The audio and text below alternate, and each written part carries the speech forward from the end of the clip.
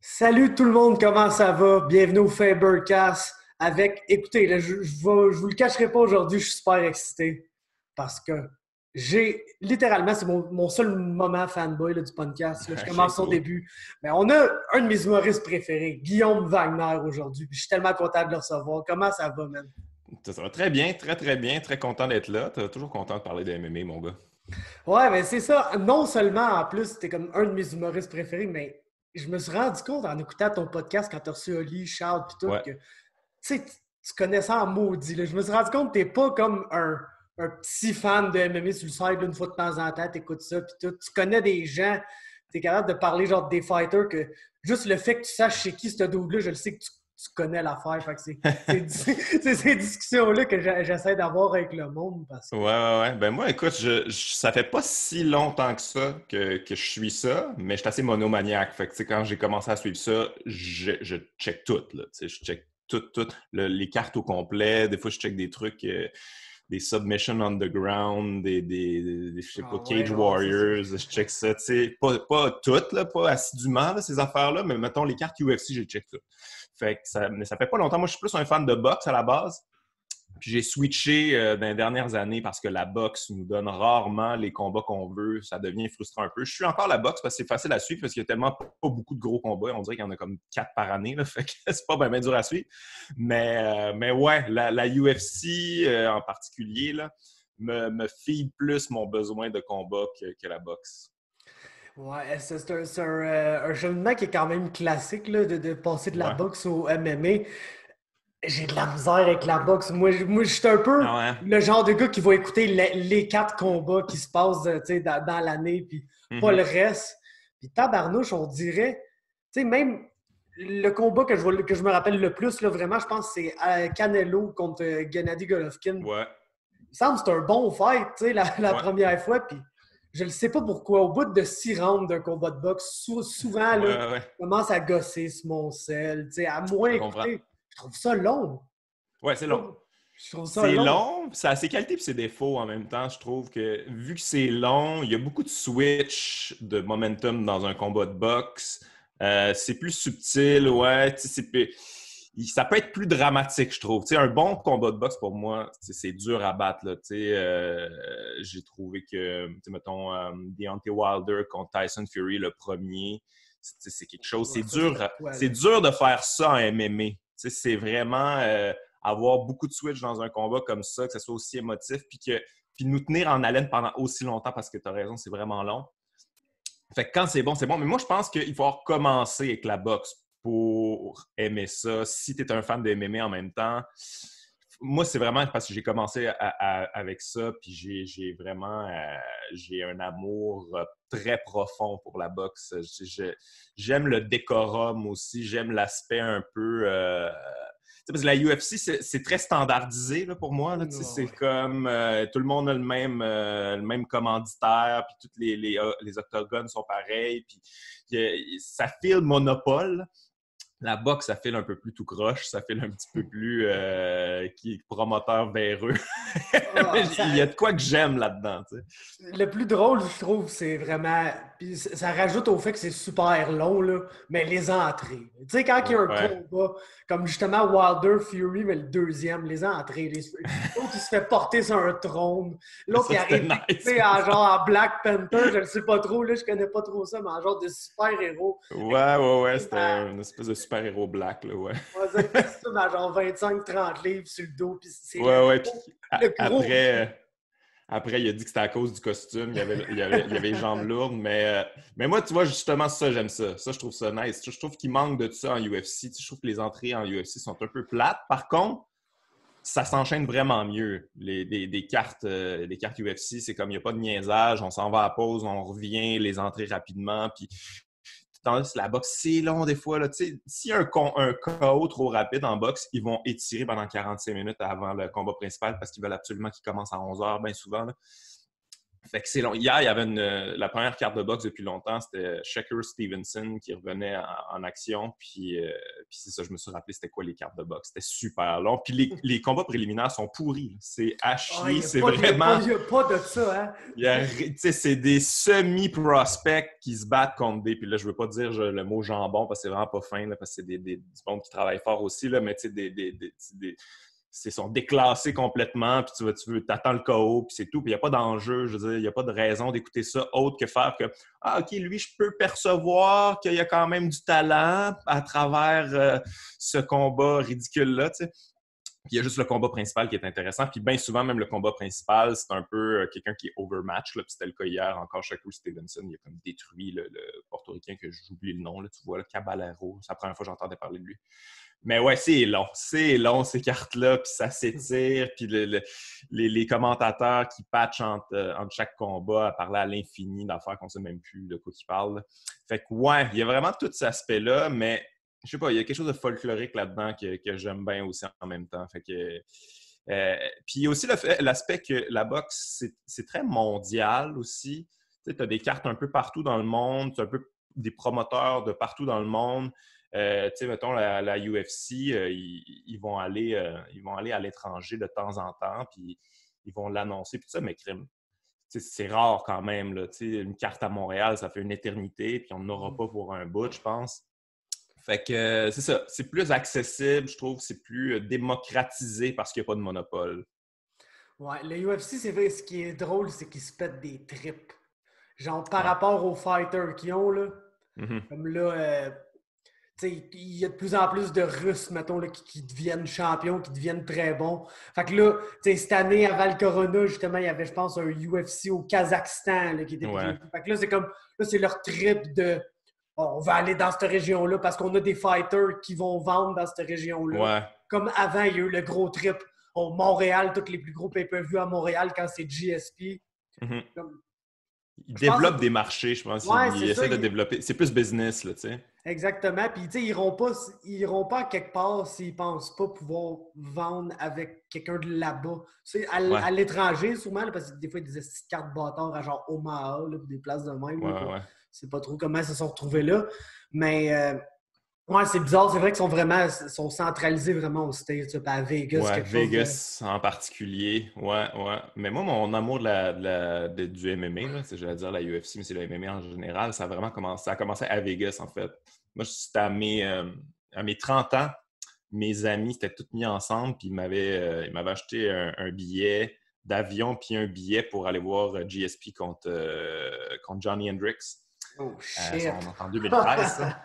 Ouais, exactement. Hey, Mais ça, tu sais, c'est un choc. moi, je suivais GSP comme tout le monde parce que, tu sais, je veux dire, je suis un Québécois, là, fait que... Mais c'était à peu près le seul que je suivais, je t'avoue, à MMA parce qu'on entendait parler, ça a l'air c'est le meilleur de tous les temps, puis il vient d'ici. Fait que de temps en temps, je checkais les cartes. Je comprenais pas tout, là, tu sais, comme moi, les takedowns, puis tout ça, tu sais, je veux dire, je comprends ce qui se passe, là, mais je comprends pas les techniques. Je peux comprendre le striking un peu, là, mais plus les mains, là, les coups de pied, c'est pas quelque chose que j'avais vu bien souvent. Fait que, tu sais, j'étais pas tombé en amour avec ça avec GSP, là. Je l'aime, là, GSP, mais pas lui qui m'a fait tomber en amour avec ça. Fait que j'étais allé voir ça. Tu sais, j'étais comme content, mais pas tant. Je t'avoue, j'étais comme, j'aurais même mis une carte de boxe, mais merci les boys. Je l'ai pas dit, là, mais c'est ce que je pensais. Parce que pour moi, une carte de boxe à Vegas, c'est comme il y a un aspect historique à ça. Mais bref, je suis allé, puis j'ai vraiment eu du fun. J'avais misé sur plein de combats. Genre, j'avais mis beaucoup d'argent, puis j'en avais fait vraiment beaucoup. Puis j'avais eu un hint de Benoît Baudouin de RDS, qui lui était là sur place. Puis là, nous autres, on est là. J'étais avec Mike Ward, j'étais avec Simon Gouache, un ami auteur qui s'appelle Simon Cohen. En tout cas, on est plein de monde. Puis là, il nous reconnaît, tu sais. Puis là, il me dit hey, si tu veux un petit cue pour miser, il y a Robbie Lawler contre Rory McDonald en sous-carte. Je pense que Rory était full favori parce qu'il était sur une bonne lancée. Je pense que Robbie, il va gagner. T'sais. Fait que si vous voulez mettre un petit peu d'argent, mettez un petit peu d'argent sur Robbie Lawler. Moi, j'avais mis full de cash dessus. Puis, il avait gagné quand même assez serré, si je me souviens bien. Il avait gagné. Fait que j'avais capoté, puis tout ça. Puis le combat de GSP, bon, c'était un combat quand même dramatique, là. Tu sais, GSP a quand même mangé une volée, mais il a gagné pareil. Puis à la fin, il dit qu'il prend sa retraite. C'était insane. Fait que j'avais passé vraiment une belle soirée, là. J'avais du fun au bout, mais je n'étais pas devenu plus un fan du MMA. Tu sais, j'étais comme juste, c'était une belle soirée, c'était le fun. Je vais peut-être réécouter ça à un moment donné, mais je sais pas trop. Puis là, je sais pas quelle année, là, je suis pas bon avec les dates, mais un soir, j'ai rien à faire. Il n'y a pas de carte de boxe. Puis je suis comme, fuck, j'aurais aimé ça à écouter des combats. M'a checké, y a-tu de la UFC? Puis là, je réalise qu'il y a un gars qu'on entend de plus en plus parler, Conor McGregor, qui se bat contre Chad Mendes. Puis là, je check ça un peu, j'essaie de checker les previews, puis tout ça. Puis là, je comprends un peu l'histoire de la patente. Il a l'air nice, Conor McGregor, il a l'air cocky. Il me fait penser à Nassim Ahmed en boxe. Là, je suis comme, OK, ça peut être intéressant. Je vais louer ça, je sais pas trop. Et que je le loue. Ah oui, je l'ai lu aussi parce qu'il y avait Robbie Lawler contre Rory McDonald, le rematch. Fait que je suis comme, j'ai vu le premier, je suis intéressé de voir le deuxième. Man, le rematch. C'est le combat le plus ridicule ever, ça. Là, j'ai fait comme, holy shit, c'est quoi ce sport-là? C'est donc bien nice. Puis après ça, Conor McGregor contre Chad Mendes, c'était vraiment spectaculaire aussi. Là, Conor se fait envoyer au tapis, il se fait faire des takedowns plusieurs fois, puis il se relève, puis il knock-out. Fait que là, j'ai pogné de quoi. Là, j'ai fait comme tabarnak. Qu'est-ce que c'est ça, ce sport-là? Puis à partir de ce moment-là, je pense que j'ai tout écouté les cartes. Ça a vraiment été cet événement-là que je pense qu'on pourrait considérer comme une des meilleures cartes de tous les temps, là, avec du recul. Absolument, man, absolument. Là. Écoute, il me semble qu'il y a eu un c'est pas Jeremy Stephens qui a un flying knee pas rapport. Là, ça se peut. T'as Thomas Almeida, le Brésilien, qui avait knocké Brad Pickett bien raide. Toute la carte y arrivait de quoi de genre ridicule, encore plus ridicule, encore plus ridicule. Lawler contre McDonald. Que ça a atteint des niveaux de ridicule, je pense. Jamais. C'est le combat le plus violent, sanglant, malaisant, limite, que j'ai vu de ma vie, mais c'était incroyable. C'était un film de Rocky là, live. Fait que, j'ai vraiment, vraiment accroché avec ça. Avec le recul, je suis comme, OK, j'ai vu probablement une des meilleures cartes de tous les temps, puis je reverrai probablement pas ça, mais ça m'a hooked. Puis depuis ce temps-là, je check tout. Fait que c'est un peu ça, la petite histoire de mon amour du MMA. Yes, hey, c'est un peu similaire, moi, tout, dans le sens que c'est Georges qui m'a fait écouter le sport, mais j'ai longtemps écouté les combats de Georges, puis juste ça. Je travaillais à Casual Sport aussi, j'étais cuisinier. Fait que là, un moment donné, quand il y avait des pay-per-views, je restais, puis je checkais ça. Puis je connaissais, mettons, Anderson, Silva, José Aldo, mais pas extensively. Puis écoute, moi, c'est Saint-Pierre contre Diaz. Moi. C'est les frères Diaz qui m'ont accroché complètement à ce sport-là. Les bons vieux Diaz. C'est mes boys. Juste, je les trouve tellement...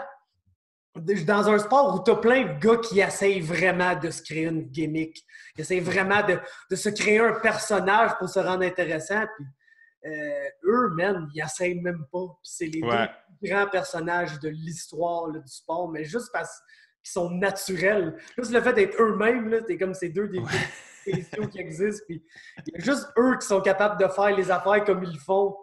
Puis quand on les écoute, ces deux-là, en tout cas, moi, la première fois que je les ai entendus, on a comme le feeling que, mais ils ne devraient pas passer à la TV, ces gars-là. C'est trop des thugs.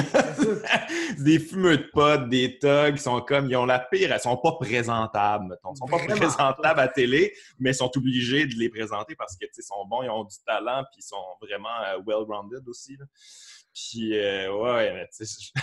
le fameux call-out de Nate Diaz sur Conor McGregor, c'était à Fox, là, je me rappelle avoir vu ça live. Puis le bip, bip, bip, bip, bip, bip. Là, je suis comme, oh shit, ces gars-là, ils sont pas contents, là, la UFC, quand il y a un gars qui vient curse à Fox. Là, bon, c'est plus à Fox maintenant, mais c'était comme un gros contrat quand même qu'il y avait. Fait que, ils sont géniaux, ils sont vraiment pas présentables. Puis c'est comme certains des gars que si tu regardes la première vue, t'es genre, justement, c'est qui ce style monde-là? Sacrément, ils sont bien caves, genre, de la manière qu'ils agissent, mais hey, c'est tellement des génies, ces gars-là, là, veux pas. C'est pas les gars les plus intelligents, là, on se le cachera pas, là, mais hey, genre, comme justement, ce call-out-là de Nate Diaz, c'est incroyable parce que c'était vraiment le call-out. Tu sais, au moment, là, moi, je m'en rappelle, je comprenais fuck all. Comment ça, tu calls McGregor? Il me semble que t'es comme pas trop dans la position de te pogner. Ben oui, oui, 100%. T'avais pas rapport, pas en tout, Ouais. mais il a comme juste mis ça dans l'univers, puis ça s'est tout bonnement manifesté.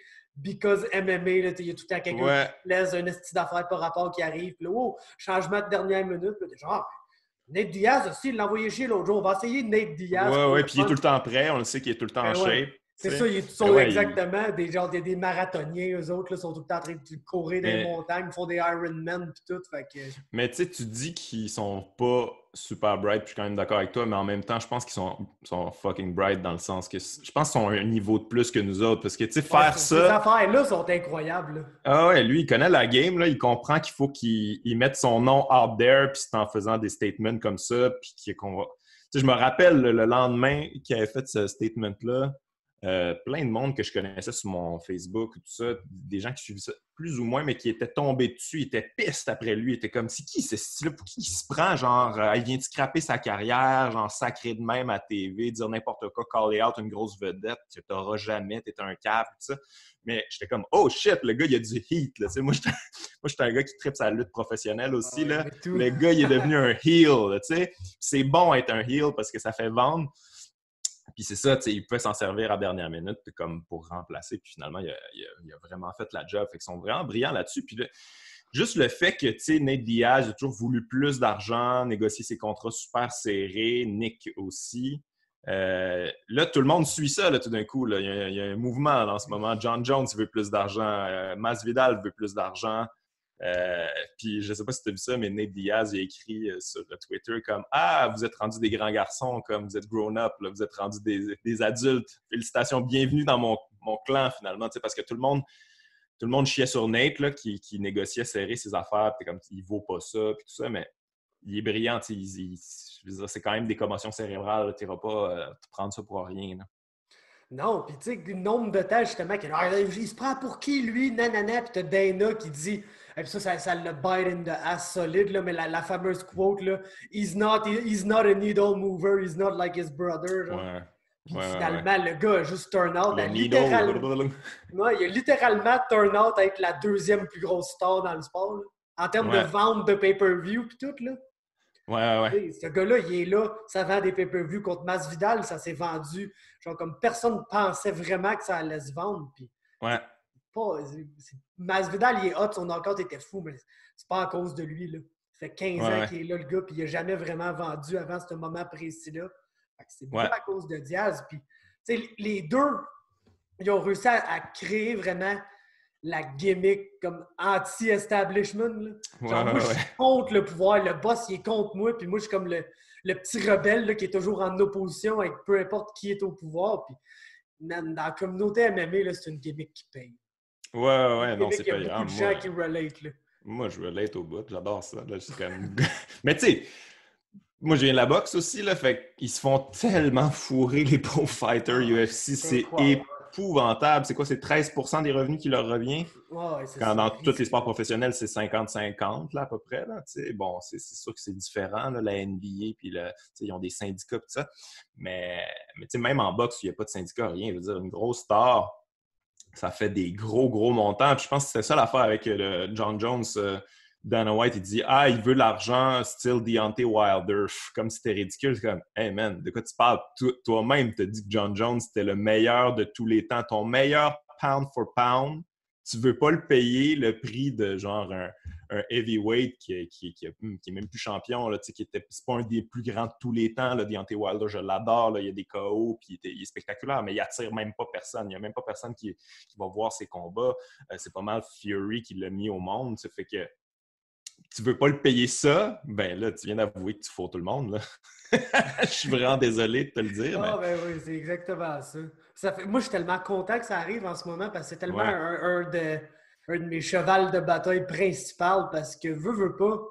Tu sais, ce que ça m'a amené, le couvrir le sport, tout, plus au niveau local, c'est que les fighters, c'est littéralement mes amis. Okay?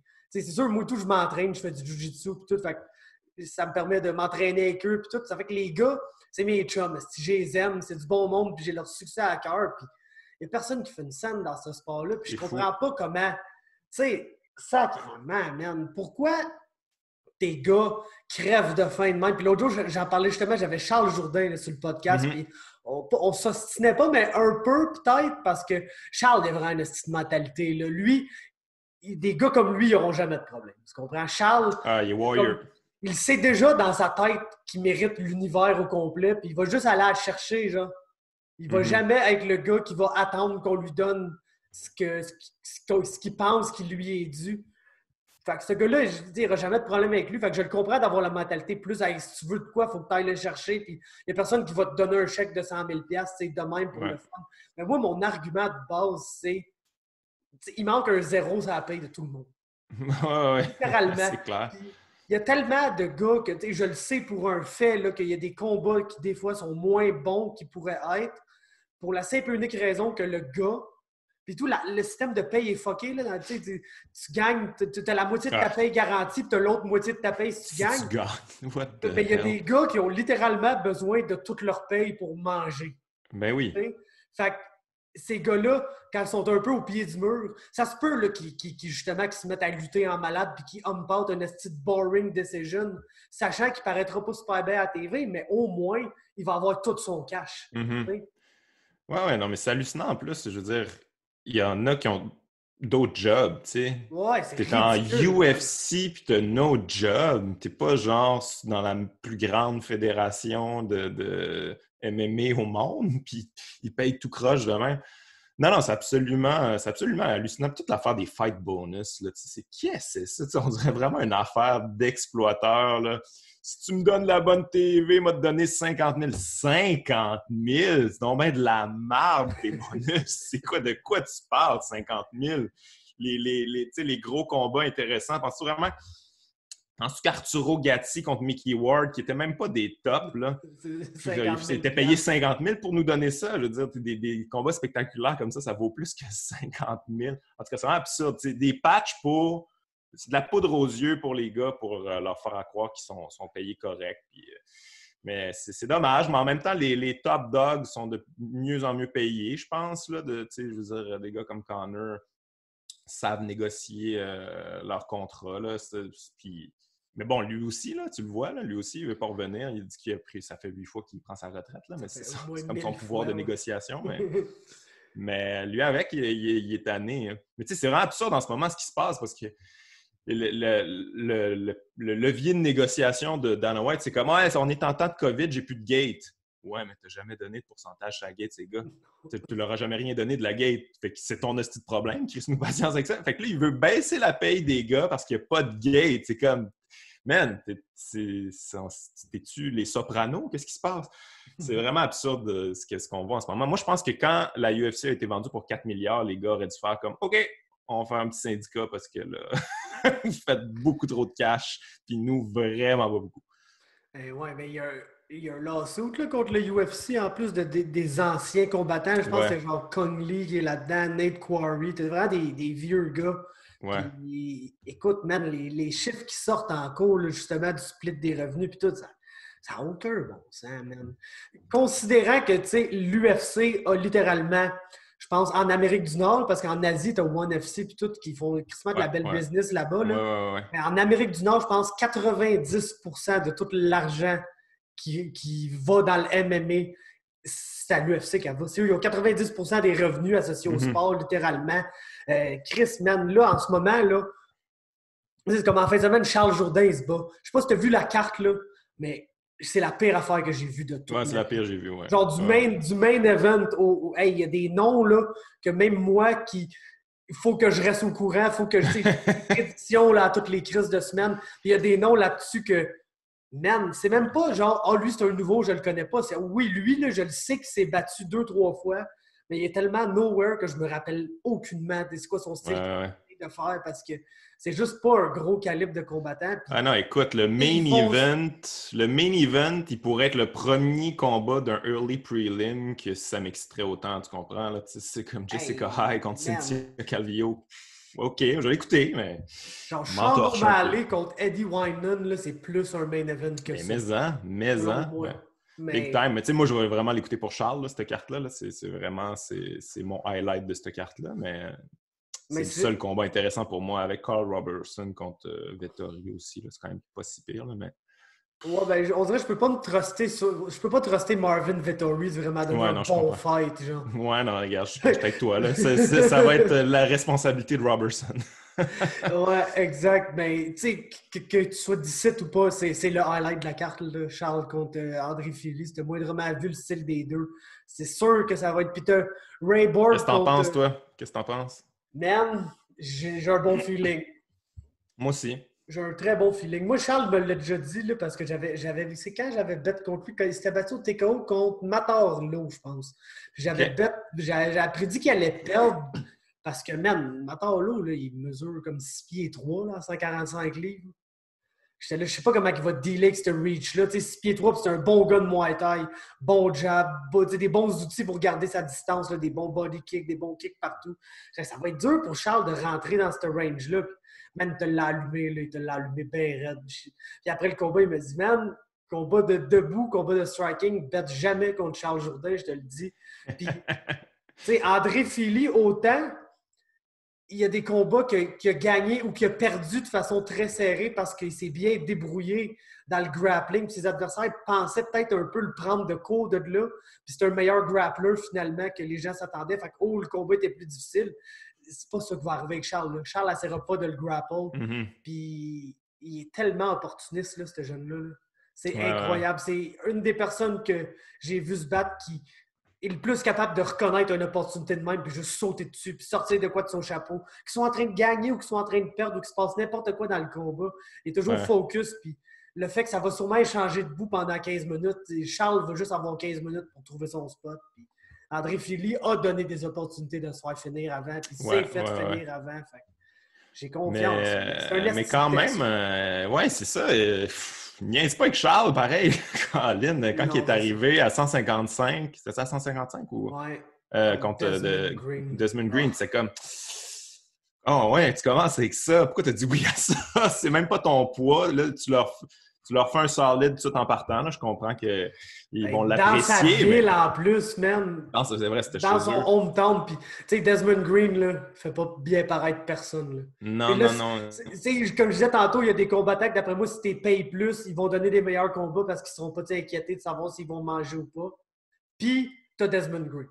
Desmond Green, là, c'est un neutralisateur. Il est juste là pour te faire mal paraître. Puis, ce que tu lui donnes tout l'argent du monde, il ne te donnera pas des meilleurs fights. Là. C'est dans lui. Là, t'sais. Mais il y a beaucoup d'outils, ce gars-là. Là, mais j'ai trouvé, par exemple, que même s'il a perdu, j'ai trouvé que au début, je le sentais pas un peu impressionné là, d'être en UFC, puis ça peut être comme « Oh shit, OK, c'est pas la même game quand même. » Puis plus le combat avançait, plus il était comme « Mais non, j'ai rapport ici, puis je suis capable de me débrouiller. » Puis il est allé chercher sa confiance, je pense, pendant ce combat-là. Même s'il a perdu, je pense qu'à la fin, il était gagnant, entre guillemets, dans ce combat-là. Puis il a transporté ça jusqu'à son deuxième combat contre Duo Choi. Mais c'est ça, Desmond Green, Duo Choi, puis après ça, André Fili, c'est comme tabarnak. Normalement, les gars qui arrivent, c'est plus relax, mettons. Là. Mais lui, il va à tous les plus gros défis. Ah, c'est pour ça que je te dis que ce jeune-là, côté faire de l'argent avec ce sport-là, il n'y aura jamais de problème parce que, tu sais, il y a bien du monde qui arrive et « Ah non, je suis jeune, je veux prendre mon temps. » Lui, c'est genre « Hey, il n'y a pas de prenage de temps, c'est un sprint, c'est pas un marathon, là, je vais me battre jusqu'à 45 ans, là, je veux pas devenir Tito Ortiz, moi, là. Je veux arriver là, me battre contre les meilleurs, faire le plus d'argent, avoir mes opportunités le plus rapidement possible. » Puis, tu sais, comme un peu Connor, un peu, là, dit, là, make that cheese and get out, man. Ouais. Les gars finissent jamais en bon état là, dans ce sport-là. Ouais, mais s'il gagne ça, je sais pas si qu'est-ce qui... D'après moi, il va y avoir un gars classé après ça s'il gagne ça. Là. Ben, je pense que c'est Cobb Swanson. Il a tout ça dessiné dans sa tête, là. Puis je sais que Cobb Swanson, il a fait une coupe de mentions.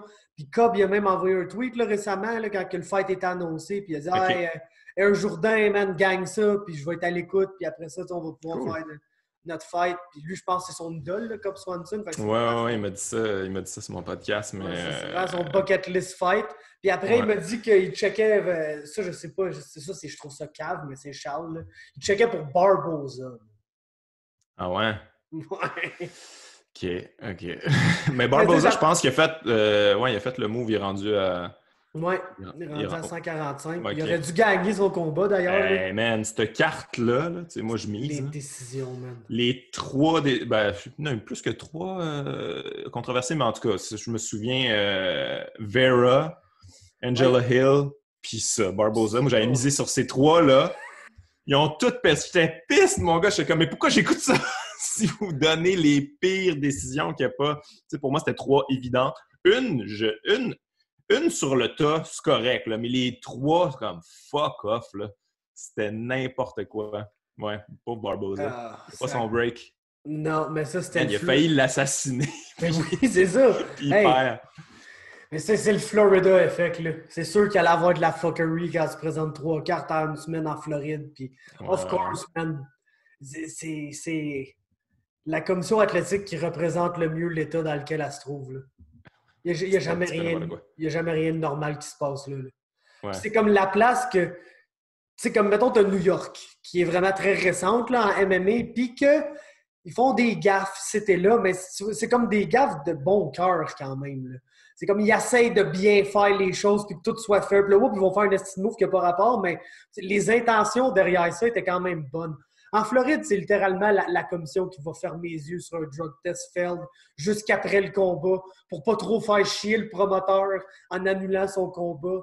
Parce que sinon, ben, il reviendra peut-être plus ici. Nous autres, Ouais, c'est drôle ça. Mais ouais, écoute. ben, c'est drôle ou pas drôle, là, ça dépend. Non, mais écoute, ils sont assez ridicules, là, eux autres. Là, leur gouverneur, moi j'ai suivi un peu ça parce que je fais des chroniques à Radio-Can, puis je rapporte un peu les nouvelles, là, quelque part. Là, puis leur gouverneur, Ron DeSantis, là, il est très pro-Trump, là, très chumé avec Trump, puis il était le premier à rouvrir l'État, mais quand il y avait full de morts dans son État, c'était bad, lui, comme whatever, on ouvre les plages, tout va bien, amenez-moi ça la UFC, amenez-moi ça la WWE. Fait que c'est comme pas du monde super responsable en général, là, on dirait, là, dans les instances gouvernementales là-bas. Mais ouais, mais Barboza après, mais c'est drôle parce que je trouve que Charles, il est parfait pour un promoteur parce que je trouve qu'il pense en promoteur. Il est comme, hey, je pense que ça ferait un bon fight contre Barboza. C'est sûr que ça serait spectaculaire et effectivement, il a raison, mais il pense pas à sa santé, mettons. Il pense à qu'est-ce qui va donner un bon show, on dirait. Non, c'est ça exactement, man. C'est totalement ça. Puis la Floride, la seule affaire, je trouve que ça a donné de bon, là, tout ça, là, de ramener, mettre la WWE essentielle, puis tout, là. Ce que ça a donné de bon, je sais pas si tu as vu, mais c'est les matchs vraiment super scriptés, édités à fond qu'il y a eu à WrestleMania. Ouais, j'ai écouté ça. Ça, écoute, si la lutte, c'est pour être ça, moi, je suis 100% down avec ça. Tu sais, Undertaker contre AJ Styles ou Cena contre The Fiend. Hey, c'est pas magnifique, ça? Ou le Money in the Bank match qu'il y a eu aussi Ouais. récemment. Asti que c'était cave. Asti que c'était cave, mais c'est ça que je veux.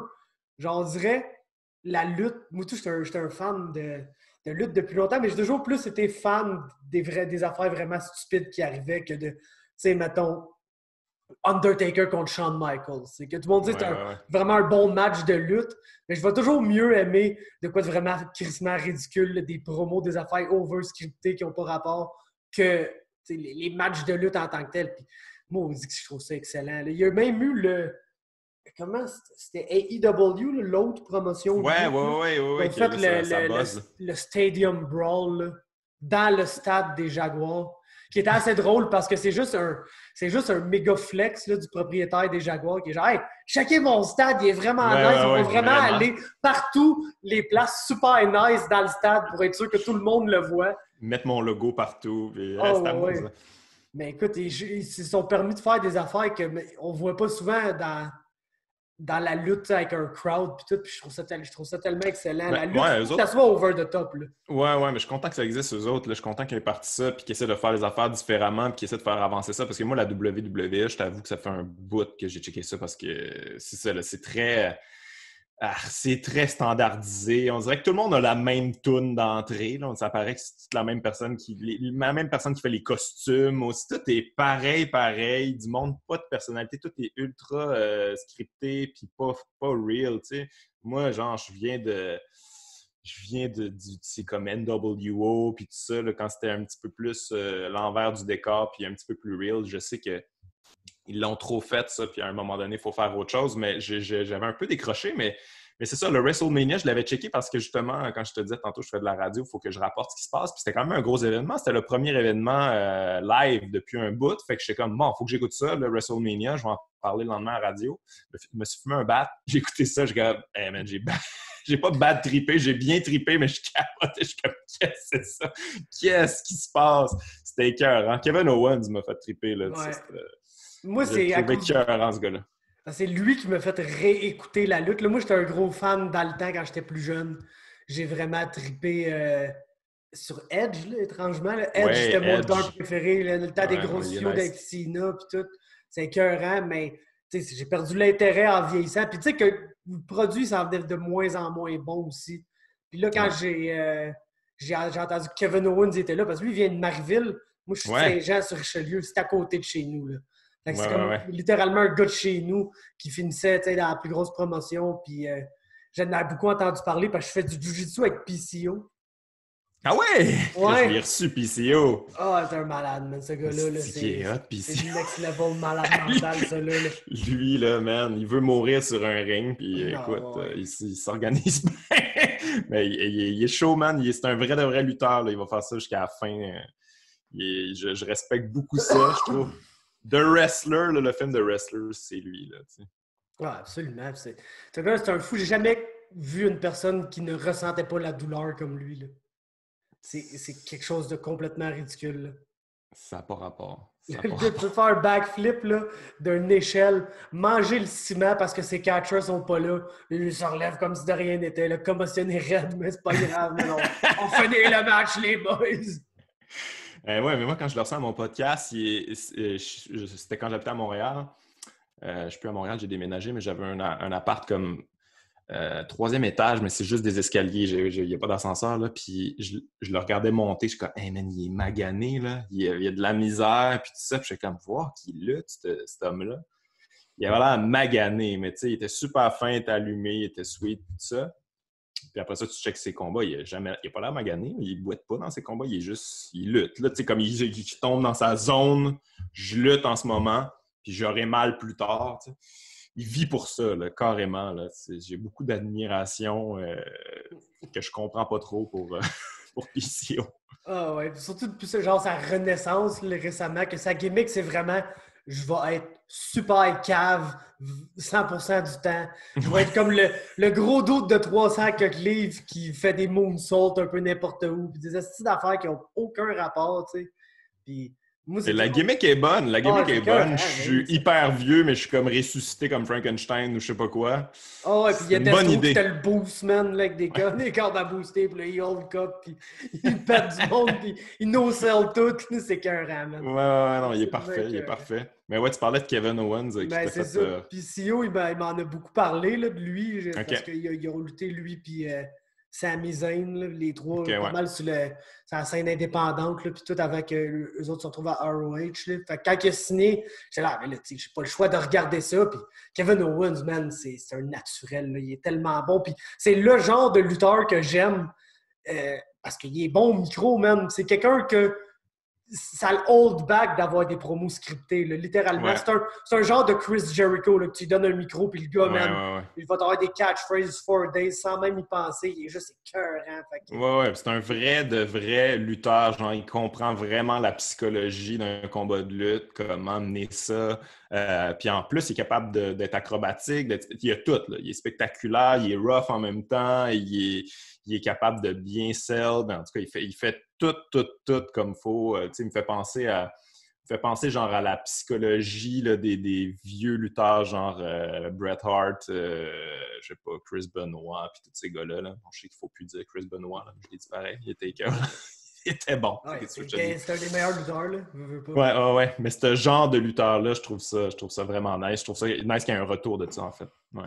Ouais, puis c'est ce qui m'a vraiment fait, je pense, déchanter, là, précisément, qui fait que je l'écoute plus, mais je pense que j'écoute les Big Four pay-per-view, puis quand j'ai un de mes amis qui me dit ah, mettons tel pay-per-view, il va avoir tel match qui va être vraiment super attardé, ben là, je l'écoute parce que c'est pour ça, tu sais, je suis là pour ça, là, veux pas. Ouais. Mais ce qui m'a vraiment fait décoller de ça, c'est quand ils ont donné la belt à Kevin Owens. Ils ont donné le championnat du monde, là, le Universal Title qu'ils appellent. Ouais. Il l'a eu pendant longtemps, mais il n'a pas vraiment eu une bonne run. Ils l'ont pas full bien fait paraître comme champion. Là. Puis, man, un moment donné, WrestleMania season est arrivé. Puis, pour une raison ou une autre, ils te l'ont fait jobber là, contre Goldberg. Puis, genre, ce qui arrive, c'est qu'on dirait que toute l'année, ils bâtissent de quoi? De genre, Kevin Owens, nanana, c'est notre champion. Là, WrestleMania arrive, fait que là, il faut nos gros stars. Fait que le gars, il se fait genre pété en 30 secondes par Goldberg, qui devient champion du monde pour main eventer WrestleMania contre à 62 Brock ans. Lesnar. Comme si quelqu'un voulait vraiment voir ça, tu sais. Mais ils vivent beaucoup dans le passé, tu sais. Ils essaient de récupérer le succès du passé. Ils ne pensent pas à bâtir l'avenir, là. Mais c'est parce que ça ne reviendra pas, là, cette espèce d'âge d'or de la lutte-là. Ça ne sera jamais ça à nouveau, mais en même temps, moi, quand ils ramènent des vieux, je trouve ça cute, là. Je trouve ça le fun, mais je suis pas sûr qu'ils devraient faire ça. En tout cas, pas autant, là, tu sais.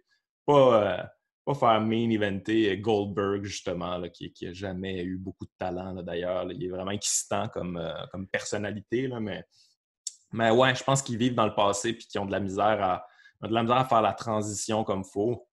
Mais en même temps, ils ont l'air de faire de la bonne business encore. Là, je trouve ça impressionnant qu'ils aient maintenu... parce que je sais, tu le sais sûrement, là, que la UFC s'inspire beaucoup là, de la WWE. La plateforme, le WWE Network, ça a été avant là, le Fight Pass. Puis Fight Pass, je suis sûr, c'est genre complètement copié là-dessus. Là. Ils se sont dit, oh shit, ça c'est un bon modèle. Je pense que Dana, il aime bien gros Vince McMahon, là, sa manière de voir le business. Les contrats se suivent toujours un peu. Là. Il y en a un qui est à Fox, l'autre va pogner le contrat. Là, on dirait qu'ils se parlent quasiment. Là. Mais ouais, c'est un bon modèle, I guess. Là. Bravo Vince McMahon pour ça. Mais j'aimerais, c'est ça, la AEW, je suis content là, qu'il y ait un contrepoids. Là. Moi, je m'ennuie de ça, le WCW contre WWE. Ça prend de la compétition pour que ça soit bon, je pense. Ouais, puis ils sont capables d'aller chercher justement du monde que. Tu sais, comme Chris Jericho, justement. Il est hot, Chris Jericho. Là. Tu sais, il est hot. Si t'aimes la lutte, c'est un des meilleurs lutteurs. Le gars peut faire n'importe quoi, n'importe qui est capable de s'adapter à toutes les situations. C'est le gars qui c'est probablement le plus réinventé là, dans sa carrière. À tous les 6 mois, 1 an, il arrive avec une nouvelle affaire qui devient l'affaire la plus hot dans le wrestling world quand il sort avec ça. Tu sais. Puis ils sont allés chercher toutes les. Genre The Elite, là, Cody Rhodes, Kenny Omega, les Young Bucks. Là, c'est vraiment des bons lutteurs, ça. Ouais. Ils sont capables de. Tu sais, moi, AEW, c'était le premier pay-per-view que j'écoutais là, quand il y a eu le Stadium Brawl stupide. Là. Puis j'ai été vraiment surpris de comment que ces gars-là sont forts, man. C'est pas. Tu sais, j'ai jamais été assez dans la lutte pour full bien connaître toute la scène indépendante et ces affaires-là. Fait que c'était quand même une grosse surprise, non seulement de voir le niveau de ces gars-là, mais des autres gens aussi. Ils ont quand même réussi à... Ils sont capables de bâtir des bons petits pay-per-view que tu peux écouter du début à la fin. Puis c'est de quoi de vraiment potable. Fait que juste le fait qu'il y ait une option viable, là, j'ai l'impression qu'ils suivent justement le modèle WCW comme aller chercher des old-timers, comme pour attirer un peu le monde, mais en même temps aller chercher de vrais bons lutteurs comme la WCW avait fait avec les Cruiserweight, là, justement Chris Jericho, Dean Malenko, il y avait Eddie Guerrero là-dedans, il y avait Chris Benoit justement, fait qu'on écoutait ça, c'est comme oh shit, ok, ces autres sont sur une autre planète, là, c'est intéressant, mais on n'avait jamais vraiment vu ça. Mais ils ont l'air à prendre cette recette-là, puis j'espère qu'ils vont avoir du succès avec ça, parce que c'est comme la seule chance là, qu'il y ait un renouveau de la lutte là, qui soit intéressant.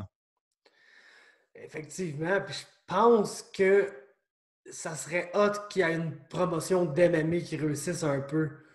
Oui. Avoir le succès d'un AEW, juste devenir une compétition viable. Parce que Bellator, moi j'aime bien gros Bellator. Là, je trouve que c'est nice le produit qu'ils nous donnent, mais c'est comme leurs plus grosses stars ont tendance à être des gens que le consensus c'est pas mal que sont finis dans l'UFC. Pas dans le sens de c'est plus des bons fighters. Mais tu sais, Rory McDonald, le gars, on l'a vu, pogner son pic dans l'UFC, passer à ça, devenir un champion du monde, mais pas tout à fait le devenir. Puis là, ça a commencé à dropper un petit peu ses performances. Puis là, il est arrivé à Bellator, puis là, of course, il est devenu champion là-bas, puis tout. Mais Ouais, mais ils n'ont jamais leur break, Bellator. Là. Moi, je root pour eux autres. Là. Ben, premièrement, j'aime pas leur présentation. Là. J'aime j'aime pas comment ça look, là, Bellator, malheureusement. Puis j'aimerais ça, là, parce que je root pour eux autres. Là. J'aimerais tellement qu'il y ait un contrepoids à la UFC, mais je trouve qu'ils font ça cheapette un peu. Moi, tout l'aspect là, de la UFC, un peu à l'époque, très douche, là, finalement. Là, très chandail affliction, là, puis tout ça. Là. Ça, c'est comme passé, cette époque-là. Puis on dirait que Bellator sont encore pognés là-dedans. Mais bref, à chaque fois qu'ils attirent une vedette, ça chie, ça marche pas, c'est pas assez. Ils connaissent pas les combats qu'ils devraient connaître. Je pense à Mousasi. Rory, il a bien fait jusqu'à temps que justement il aille contre Mousasi pour aucune bonne raison, puis qu'il se fasse démolir. Puis je sais pourquoi je viens d'écouter ça? C'était quoi le rapport? Ça n'a pas rapport pantoute. J'ai juste écouté ça parce que c'est leurs deux plus grosses vedettes, puis ils les ont mis ensemble, là, parce que même s'ils n'étaient pas le même poids. Mais ouais, ils ont de la misère, puis même quand ils font monter des gars, ça chie tout le temps, là. Ça chie tout le temps. MVP, ça a chié. James Gallagher, ça a chié. Aaron Pico, ça a fucking chié. À chaque fois, je suis comme, oh shit, lui, ça, c'est un talent intéressant, je vais suivre ça. Puis là, à chaque fois, tu te dis, c'est pour ça qu'il n'était pas en UFC. Fait que c'est pour ça qu'il était à Bellator, finalement. Parce qu'il est plein de trous. Je l'avais pas vu, mais j'imagine que la UFC l'avait vu, eux autres. Pico, j'ai mal à la tête juste à penser à lui, là. Man, c'est comme... Il est tellement plein de talent en plus, mais il est juste pas né avec le meilleur menton, puis maudit qu'il n'y a pas le style pour pas avoir un bon menton. Puis, j'aurais pas aimé ça me faire knocker de même, jeune de même, là. 3 fois, là. Plutôt. C'est 3 fois d'affilée? Ben, son premier combat, il s'est fait comme sonner, puis il s'est fait choquer comme tout de suite après. Fait que c'est plus un club and ça. Je pense après, je sais pas si c'est 2 fois d'affilée ou 2 fois en 3 combats, mais c'est fait allumer. Là. C'est des knockouts qui passent des highlights de l'autre dude là, pour toujours. Là. C'est pas des petits knockouts là, les 2 fois. Là. Puis c'est pas contre de la top qualité. Là. On parle pas des fighters incroyables. C'était comme du monde qui était là pour le faire bien paraître. Fait que quand tu perds ça de manière aussi violente, c'est comme tu seras pas une star, mon chum. Là. Ça se passera pas. Au moins, MVP a perdu contre Lima, je pense. C'est comme c'est un des 5 meilleurs un top. Oui, pour aller en UFC, pas de stress. Là. Moi, même, il se bat pour la belt dans l'UFC demain matin, man. Puis, c'est un des seuls gars. Mais ils ont eu ces gars-là. Ils n'ont pas été capables de les garder. Puis ils n'ont pas été capables de. Tu sais, comment ils n'ont pas réussi à monétiser Eddie Alvarez contre Michael Chandler? C'est de quoi je comprends pas. C'est tellement un huge fight. Eddie Alvarez il est devenu champion dans l'UFC. J'ai jamais eu de doute que ce gars-là, c'était un des meilleurs au monde là, à 155 livres. Ils l'avaient, puis ils n'ont pas été capables. C'est tellement genre dans la mentalité des gars que si tu veux prouver que tu es le meilleur au monde, faut que tu ailles dans l'UFC, le basically. Ouais. Cette mentalité-là, même s'il y a des gars qui vont faire négocier leur contrat, puis là, finalement, ils ont plus d'argent à Bellator, fait qu'ils signent avec Bellator. C'est pas encore assez une majorité pour avoir changé comme l'esprit que tu peux pas être c'est comme si tu pouvais pas être reconnu comme étant le meilleur au monde en te battant là. Fait que les gars qui étaient vraiment les meilleurs au monde, ils n'ont pas été capables de les garder assez longtemps pour vraiment comme les aider à pousser à brand là, à l'autre niveau. Ouais, mais je pense que autant Bellator eux-mêmes qu'autant que les fighters qui se battent à Bellator, qu'autant que les fans, on considère Bellator comme une espèce d'incubateur pour la UFC. Là, on peut faire pousser des talents là-dedans, puis on veut les voir faire le saut dans la grande ligue. Là, c'est pas... tu ne suis pas un fighter... mettons, je sais pas, là, moi je l'ai suivi depuis le début, MVP. Là, je le trouve nice, je le trouve le fun. Mais je suis pas comme j'espère qu'un jour il va devenir champion Bellator. Non, c'est pas ça. Je me dis en le regardant, je suis comme j'espère qu'un jour il va peut-être faire le saut à UFC, j'aimerais le voir contre certains gars. Il n'y a pas personne qui regarde ça en se disant comme wow, ça serait tellement un grand accomplissement s'il devenait champion Bellator. Non, malheureusement. Je pense que c'est cette mentalité-là, il va falloir qu'il change, il va falloir, je ne sais pas comment, là. Mais il va falloir qu'ils soient capables de donner du lustre à leur promotion eux-mêmes. On dirait qu'ils se dévaluent eux-mêmes des fois, je trouve. Ouais, exact. Tu l'as dit, Bellator, c'est la place que soit ta carrière elle naît là, puis on veut te voir aller ailleurs, ou ta carrière va littéralement mourir là après que tu as pas mal accompli. Senior. Ouais, c'est ça. Puis ça, je pense que ça joue un gros rôle tout dans le fait que mettons, Douglas Lima n'est pas encore une méga superstar. Parce que Douglas Lima, même s'il est dans le meilleur combat de la soirée, se retrouve genre dans le co-main event de Fedor contre XY. Ouais. Ou un combat quelconque de Chael Sonnen ou un combat quelconque de Tito Ortiz. Man.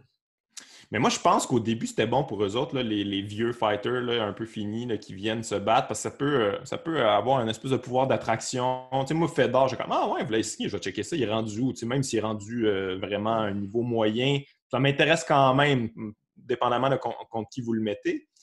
Mais ça peut aussi se revirer contre toi puis que tu aies des affaires comme Rampage Jackson de son dernier combat. C'est comme toi, t'es pas allé dans un gym, mon chum. Là. Toi, tu t'es entraîné au Burger King. Ça fait 5 ans que ça ne tente plus. Mais genre, paye, on va me battre pareil. Pas de hey man, il était fat, il y avait rien. Il est allé se faire knocker. C'est comme, tu sais, puis c'est pas bon, c'est un main event. Puis moi, j'étais comme, crème, je vais le checker, je vous fais confiance que ça va être un combat qui a de l'allure. Là, tu checkes ça, c'est comme, OK, j'ai pas payé, mais vous m'avez fourré pareil. Là. C'est comme, que c'est ça. Pourquoi vous mettez ça à la TV? C'est genre, ce temps-là, il n'y a personne qui va me le rembourser. Quand je vais mourir, là, je ne vais pas me pointer au gate et dire ah non, OK, c'est t'as écouté ce bel attend-là. Ah mon gars, je te donne 3 heures de plus. Là.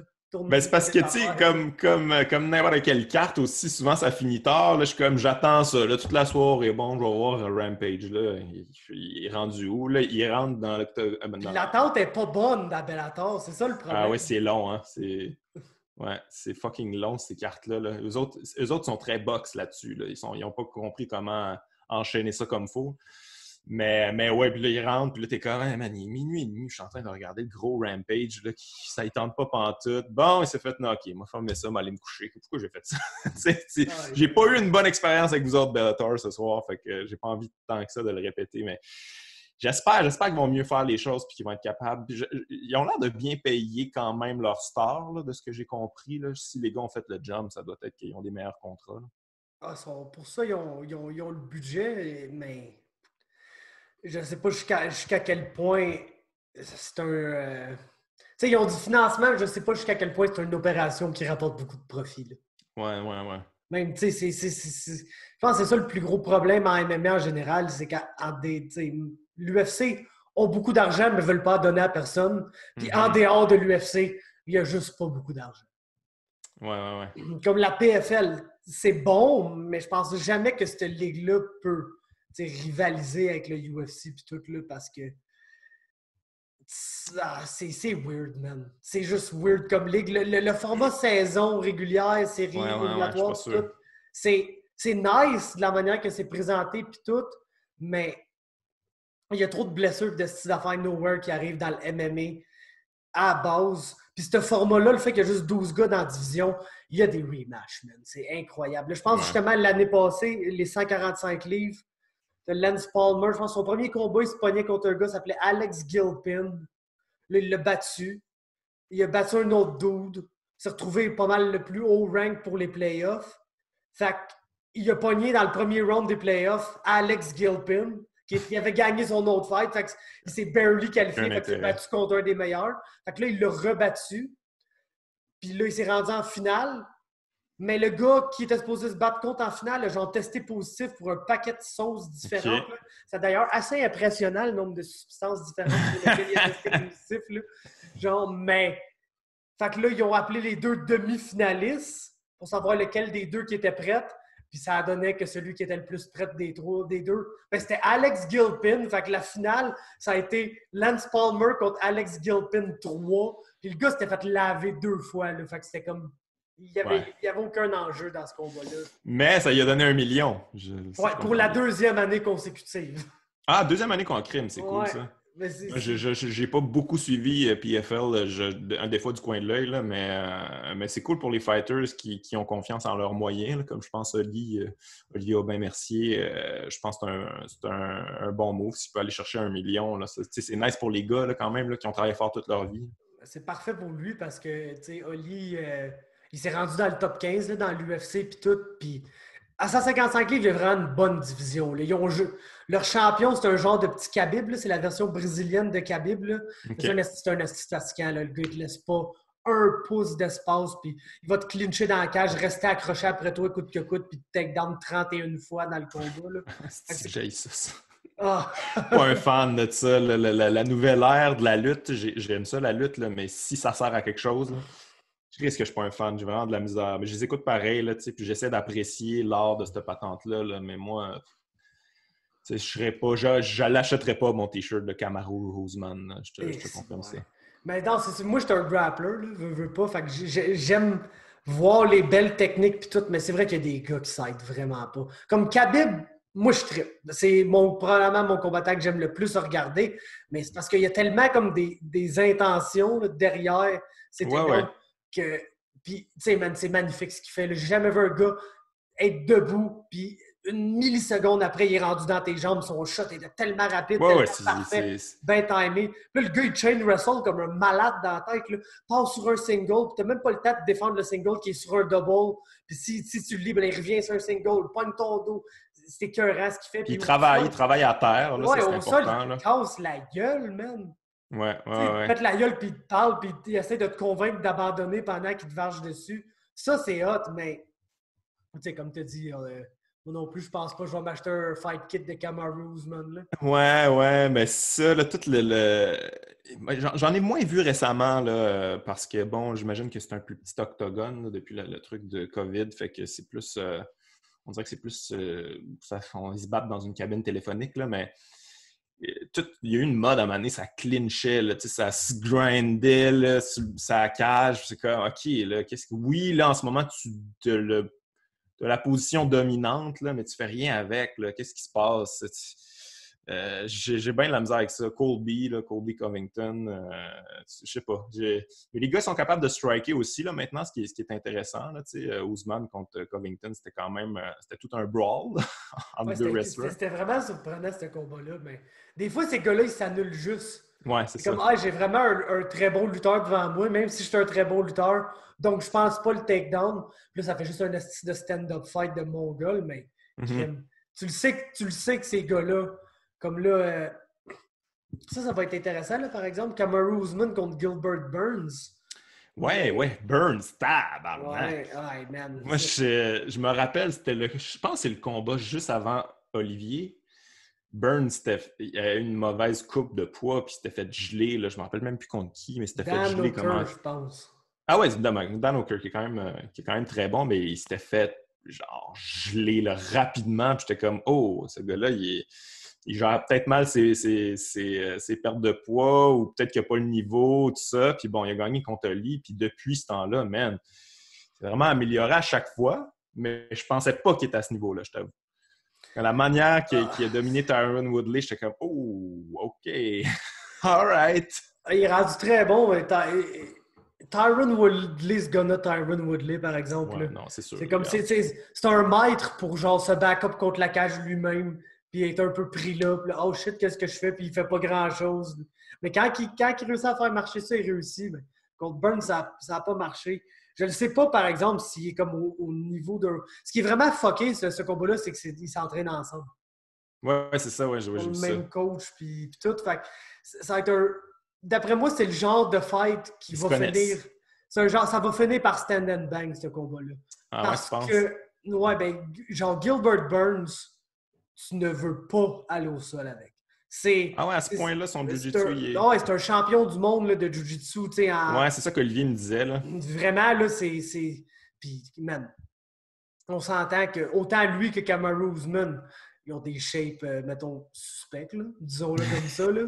Ces gars-là, ils ont tombé dans quelque chose de popé quand ils étaient jeunes parce que, mon Dieu, je sais pas trop... Tu sais, Gilbert Burns, juste le combat contre Oli, là, il est très, très fort physiquement pour un gars de cette shape-là, dans cette division-là. Puis, man, il s'est fait roffer par Gilbert, là, c'était même pas le même, on dirait, les mêmes capacités athlétiques entre les deux. Puis le fait que Oli, c'est un gars qui est déjà à la base un bon athlète, puis c'est ça qui fait qu'il est capable de faire marcher sa game là, beaucoup. Ouais. C'est incroyable, le Gilbert Burns, dans le fond, c'est un super athlète avec Ah ouais, c'est ça. Un super athlète, super jacké, avec comme un background de Jiu-Jitsu que peu de gens ont, puis qui est rendu avec des mains. Puis Ouais, Kamaru son Usman. striking est rendu fou, là. Ah ouais, c'est ça. Sérieusement, il est slick, puis il est brillant, puis il set des traps aussi, là. Tu sais, je l'avais pas vu à ce niveau-là, moi. Puis contre Woodley. Tu sais, Woodley, je considère que c'est un bon striker pareil, là. C'est un counter-striker, mais quand même, tu sais, il est capable de placer ses shots. Ça, il n'a rien fait, là. Rien fait pantoute. Fait que, je sais pas, contre Kamaru Usman, pour vrai, s'il est capable d'annuler le wrestling de Kamaru, puis que ça stand and bang, comme tu dis, je donne des bonnes chances quand même. Ouais, moi tout. Parce que c'était vraiment serré contre Covington. Puis Ousmane, il y a quelque chose de spécial dans lui, mais faut que tu le fasses sortir. C'est Ouais, pour ça que je le trouve tellement frustrant, là. ouais.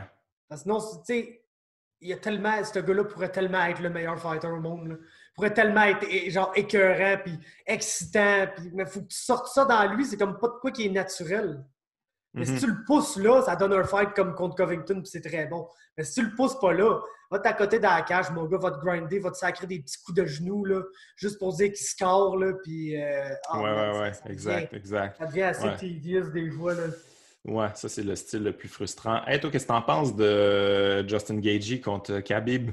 Oh, man, je suis tellement déplu, là. Ah ouais, toi tu voulais Écoute, Tony? ça fait 5 ans que je veux ce fight-là, man. Ça fait littéralement Ouais. 5 ans. Puis, écoute, la chose, il y a une chose qui me fait me poser des questions. Puis c'est fou comment c'est la nouvelle mode, là. C'est le move du moment, mais Justin Gaethje, ça fait tellement longtemps qu'il fait ça. Les fameux calf kicks. Ouais.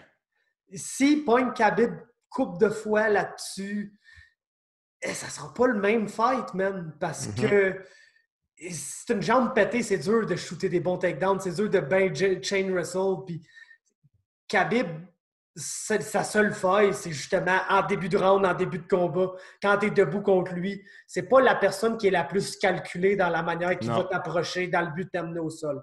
Mais, il y a beaucoup de gens qui utilisent le fait que, parce que Justin Gaethje, c'est un All-American wrestler là, au Mhm. collège. Le gars Ouais, ouais. s'ostine pour ne pas lutter dans ses combats parce qu'il sait que le monde trouve ça plate, surtout. Lutter pour lutter, là. Moi, j'aime ça, mais comme mettre quelqu'un dans la cage puis le grinder tout. C'est plate. Même moi, c'est pas des combats que j'aime checker. Puis lui, il sait très bien. Fait qu'il fera jamais ça. Mais il y a beaucoup de monde qui disent ah, mais vu que c'est un bon lutteur, il va peut-être pouvoir défendre les takedowns de Khabib. Mais ça, défendre les takedowns de Khabib, c'est la recette parfaite pour passer le 25 minutes le dos contre la cage. Ouais, ouais, ouais, t'as raison, t'as raison. Mais Fait que, j'ai écouté, je sais pas si t'as écouté le podcast de Joe Rogan avec Justin Gaethje puis son coach. ouais, puis son coach, Trevor Whitman est tellement Trevor incroyable. Whitman, ouais, non, il était écœurant, là, qui fait ses propres pads puis ses propres gants. Il est vraiment craqué.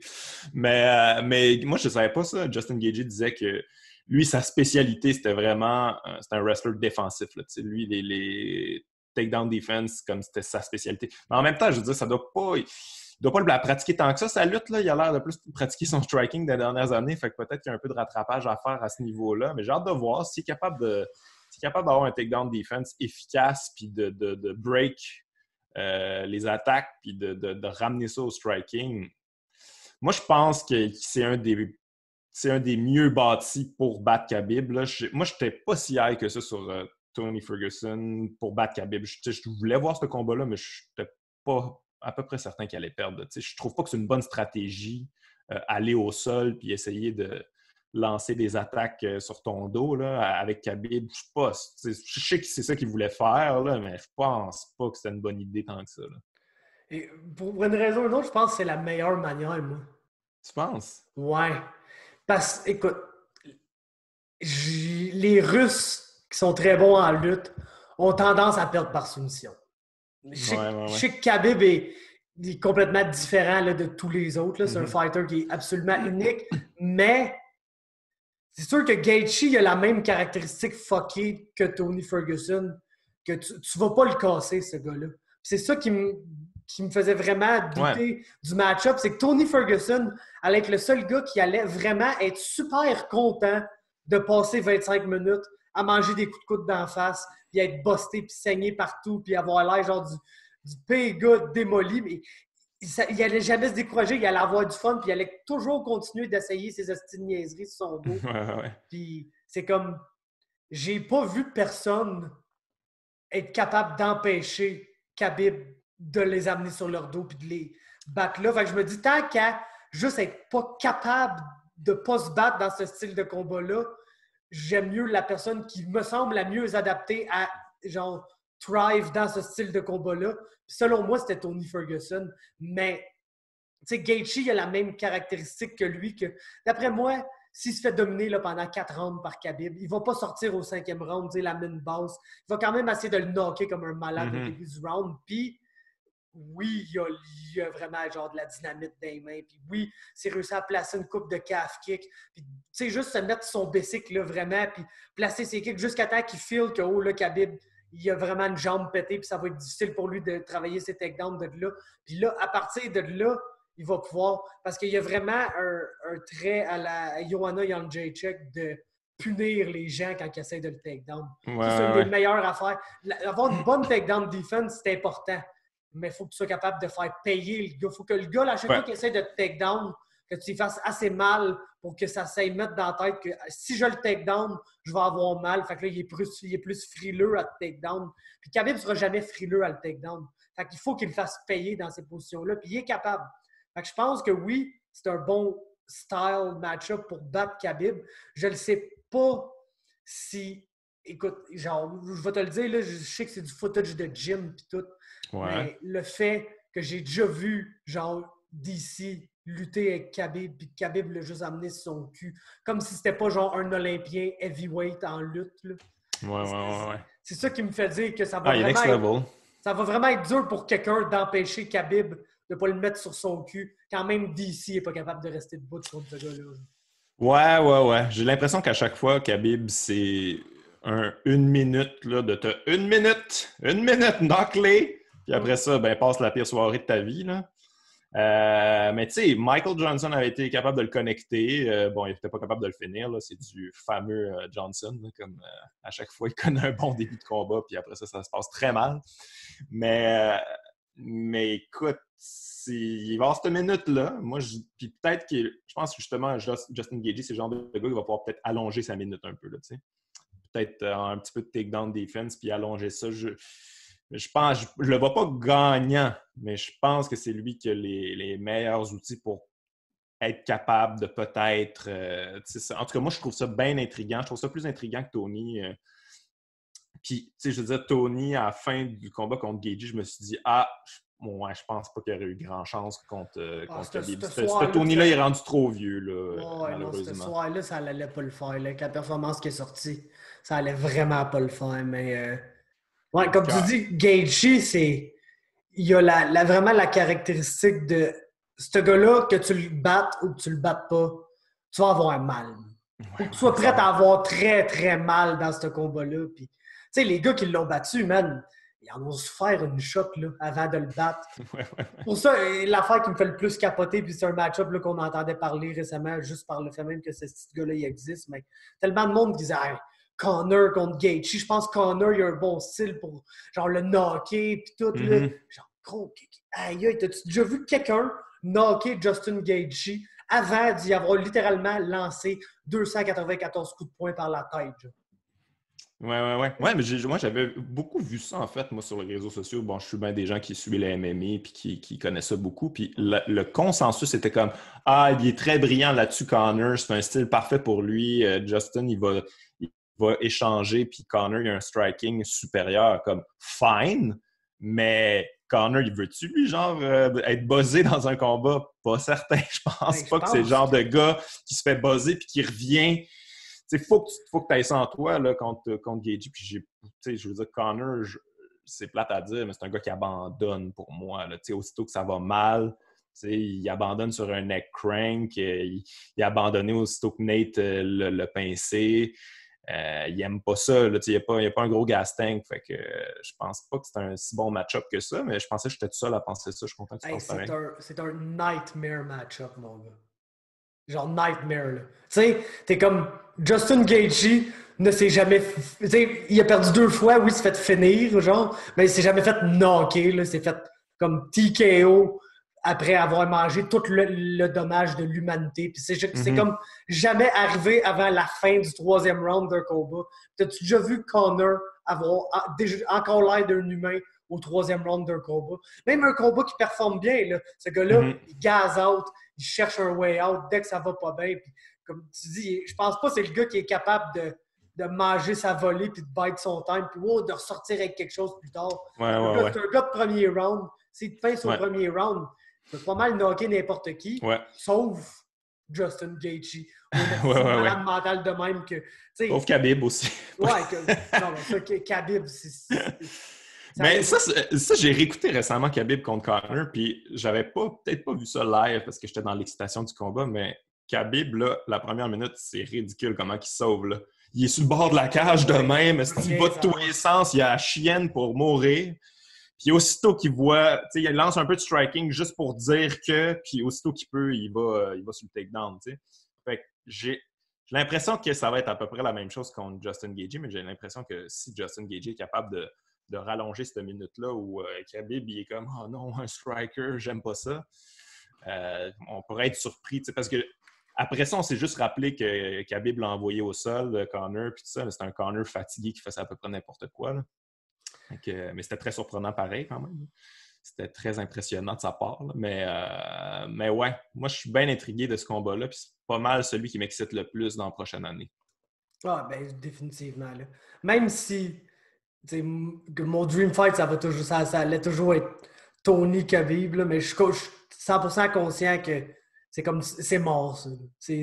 Même si Tony gagnera une coupe de fight, ça sera plus jamais ce que ça pouvait être. C'est un dream fight du passé rendu là, parce que maintenant tu regardes Tony, tu dis « Ah non, je pense pas que ce Tony-là a des chances, malheureusement. » Avant, à son prime, il y avait des bonnes chances, mais là, avec des blessures aux genoux, puis il s'est fait maganer, il s'est fait dropper contre Pettis, puis tout ça, c'est comme ça va devenir difficile. Non, vraiment. Puis non, c'est de loin le combat le plus excitant parce que là, c'est fucké, c'est comme tu disais. En plus, pour revenir au genre de problèmes de contrat, là, des gars là, qui veulent tout plus d'argent, ça fait que, man, ça se retrouve avec un roster vraiment limité, puis genre... Je sais pas, comme je check les fights, là, justement, ils ont annoncé Fight Island là, hier, c'est tellement ridicule. C'était à Abu Dhabi. C'est littéralement à Abu Dhabi où ils ont déjà fait des combats. Là, puis... C'est pas un island, de ce que j'ai compris. Ouais, c'est ça. Ben non, c'est ça. C'est la place où il y a toujours eu toutes les fights qui ont eu lieu. T'sais, la même place qu'il y a eu Khabib contre Poirier. Basically, c'est là que ça va avoir lieu. Mais les combats qu'ils ont annoncés, man, comme... Mettons, Holloway contre Volkanovski 2. Ouais, c'est correct. Je comprends qu'Holloway est un bon champion si tu veux donner un rematch automatique. C'est pas moi qui va s'ostiner. Mais man, c'est pas ce combat-là qui va me faire me mettre un alarme là, dans mon sel pour être sûr que je manque pas ça. De José Aldo qui va se battre pour une belt. Ça n'a pas rapport. Ça n'a pas rapport. Ça n'a aucun rapport. Le main event, justement, je pense que c'est Usman contre Burns. C'est une bonne carte, 3 title fights, mais rien pour l'affaire la plus épique sur cette carte-là, je te le dis tout de suite, là, ça va être Cyril Gane. J'ai pas vu, il se bat contre qui? Shamil Abdurakhimov. OK. Un quelconque gars qui est somehow comme 11e au monde, là, je pense. Ah, ouais. Fait que c'est la porte. Ouais, Cyril, il est nice. Ah, ce gars-là, man, c'est tellement très... c'est un stud. Oh, ouais. Puis il est tellement, avec son surnom, peut-être le bon gamin, là, c'est tellement à lui. Là. C'est la personne que j'ai rencontrée dans ma vie qui m'apparaissait le moins comme un Parisien. Là. Ah ouais, hein? J'ai jamais entendu parler, en fait. Oh, c'est incroyable, là, genre, je vais toujours Ça, c'est une drôle d'histoire, là. Je vais toujours me rappeler, la première fois que je l'ai vu, il s'en allait se battre contre Adam Dajka, là, qui est un de mes bons amis. J'étais justement avec Adam au centre Vidéotron, il y a une conférence de presse puis tout, puis là, je l'ai vu rentrer, man, puis je me rappelle de m'être dit « Oh, sacrement, man! » Oh, sacrement! C'est qui ça, Carlis?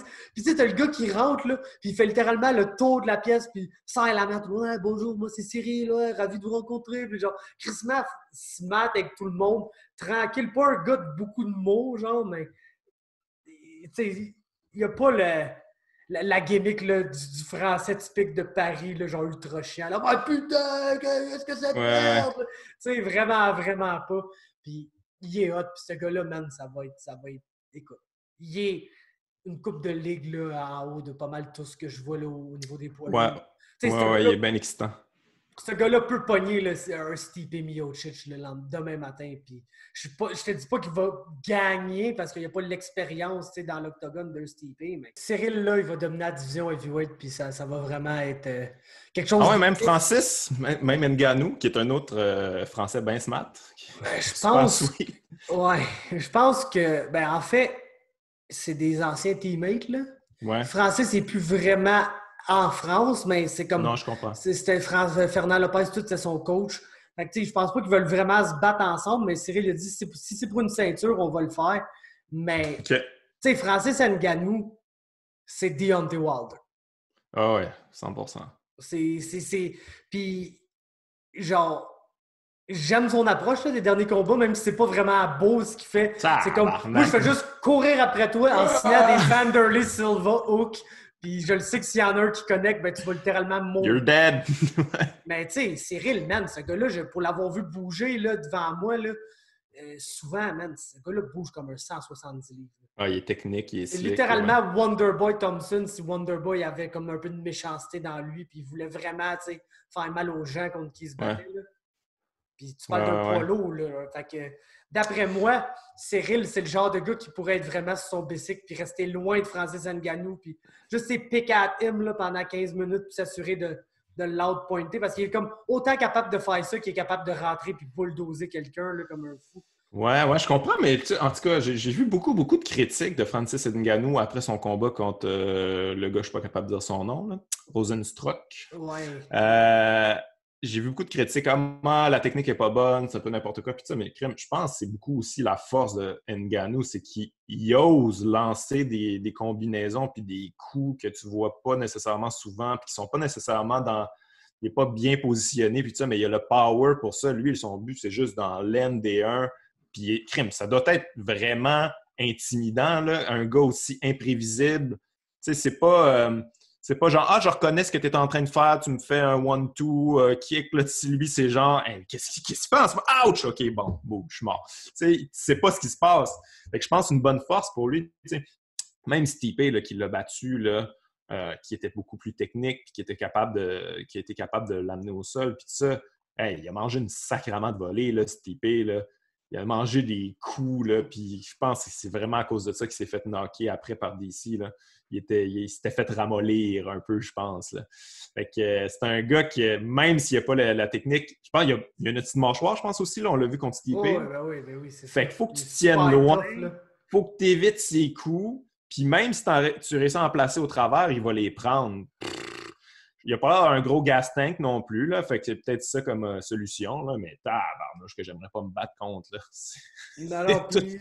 un animal. Là, il est vraiment intense. C'est vrai qu'il n'y a pas vraiment une technique incroyable, mais tu parles de la division poids lourd en MMA. Là.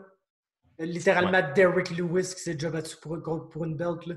Ouais, non, c'est donc, ça. On s'entend que c'est pas là que. C'est pas 155 livres. Tu n'as pas besoin d'être un fin technicien pour arriver là puis péter à gueule un dude, man. C'est littéralement la division où tu peux te permettre d'être le plus poche, mais moindrement que tu as du power et que tu es tough, ben, tu vas aller super loin. Mais je pense que Francis aussi, là, c'est quelque chose qu'il faut lui donner, c'est vraiment un talent naturel. Là. Il apprend rapidement, puis il a des qualités athlétiques absolument incroyables. Je ne sais pas si tu as vu la petite mini-vidéo, il est avec Ryan Garcia. Là. Ryan Garcia, qui est un boxeur de Golden Boy. Ouais. C'est le gars le plus quick que j'ai vu, le Ryan Garcia. Là. Il est le fun d'écouter juste s'entraîner là, avec un petit speed bag. Il est tellement rapide, il est quick. Puis il faisait des uppercuts en shadow.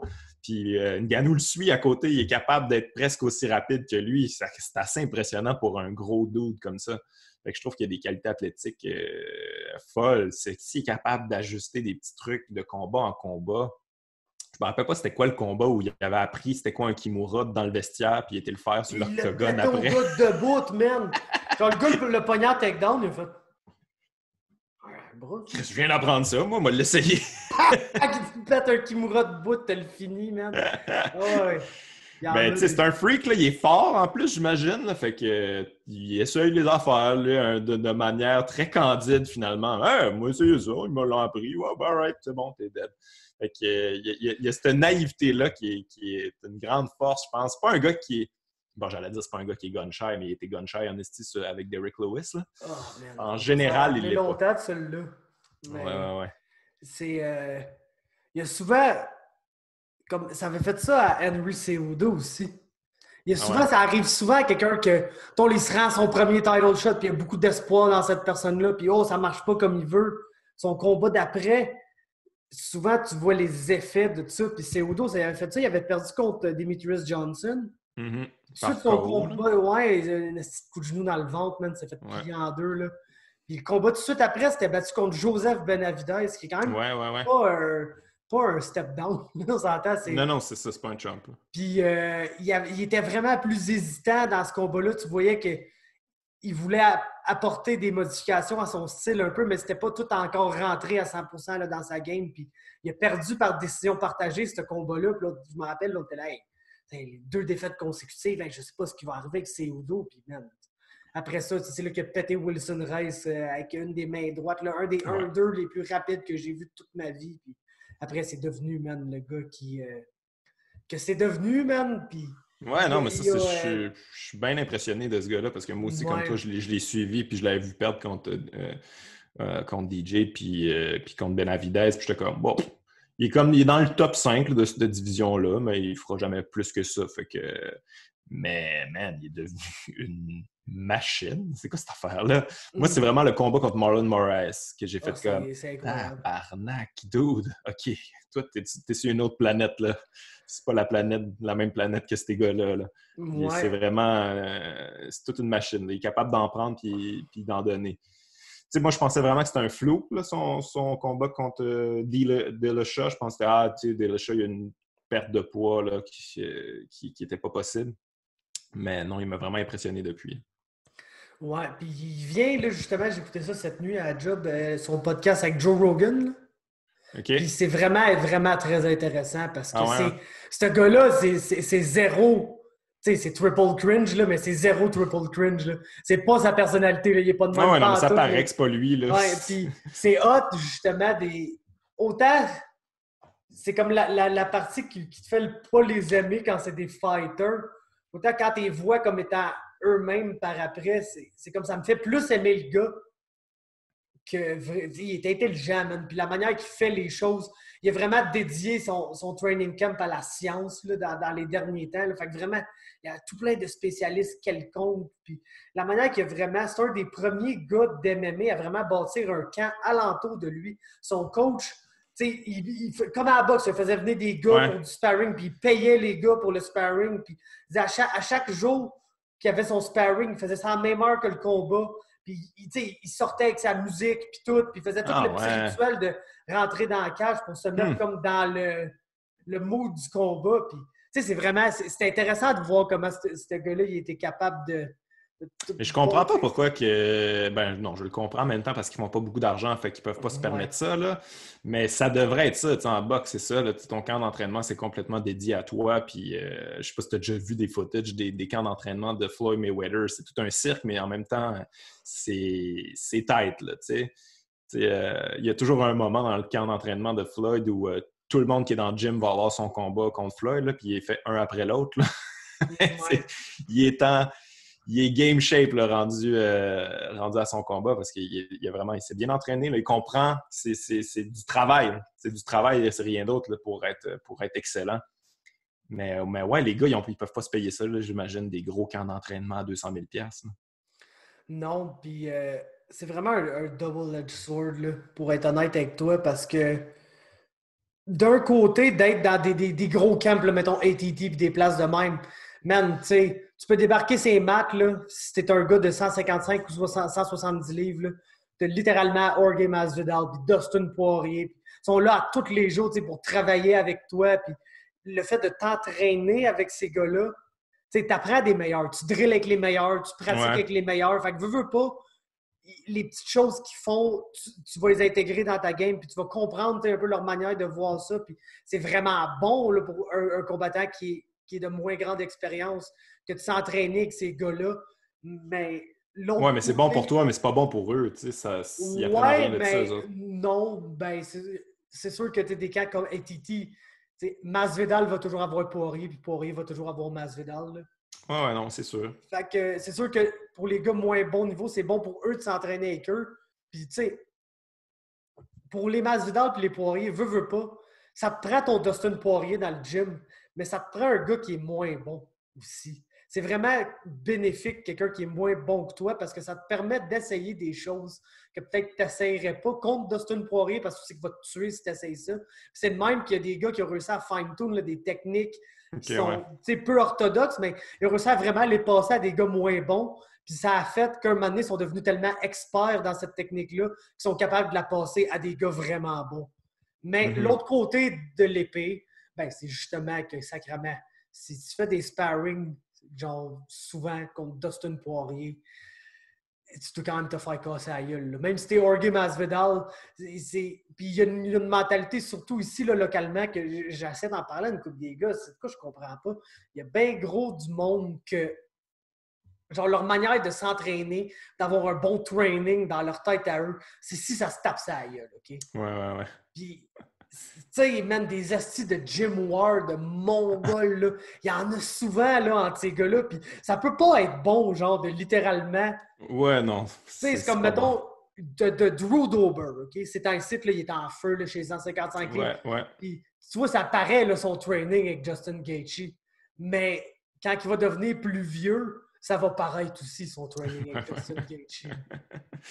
Ouais, non, je suis d'accord avec toi. Là, tu sais, un entraînement, ça devrait être fait pour travailler des outils et non les apprendre à la dure en mangeant des coups de poing. Je pense que ça vient de la boxe, justement, un peu, malheureusement. Tu sais, ça a ses bons côtés, ça a ses mauvais côtés, là, mais ouais, les gym wars là, en boxe, tu sais, le Kronk Gym là, était réputé Ouais, pour ça. Là, tu sais, c'était genre qui est le roi du gym, là, puis ça s'arrache la tête, mais tu sais, au final, moi, je me rappelle d'un boxeur irlandais qui s'appelle Andy Lee, qui, lui, était le roi du Kronk Gym. Là, genre, il assassinait tout le monde dans le Kronk Gym.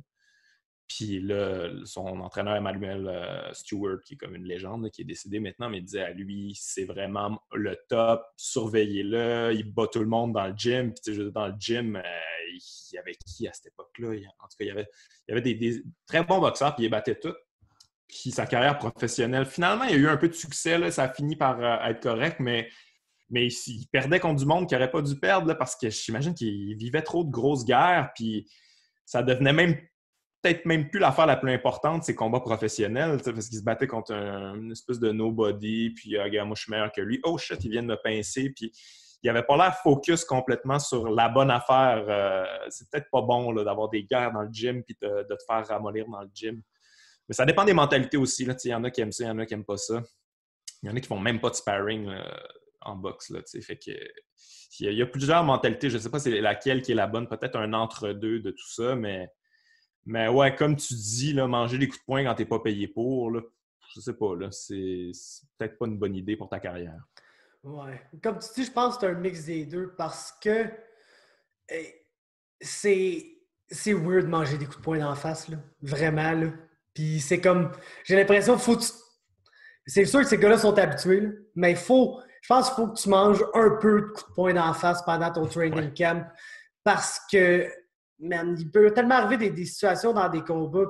Puis, moi, j'ai pas vraiment beaucoup d'expérience en striking. Là, quand j'ai commencé à m'entraîner en jiu-jitsu, j'ai fait du Muay Thai pendant peut-être 1 an, mais pas 1 an steady. Là, mettons, une fois semaine, des fois 2 fois semaine, ça donnait.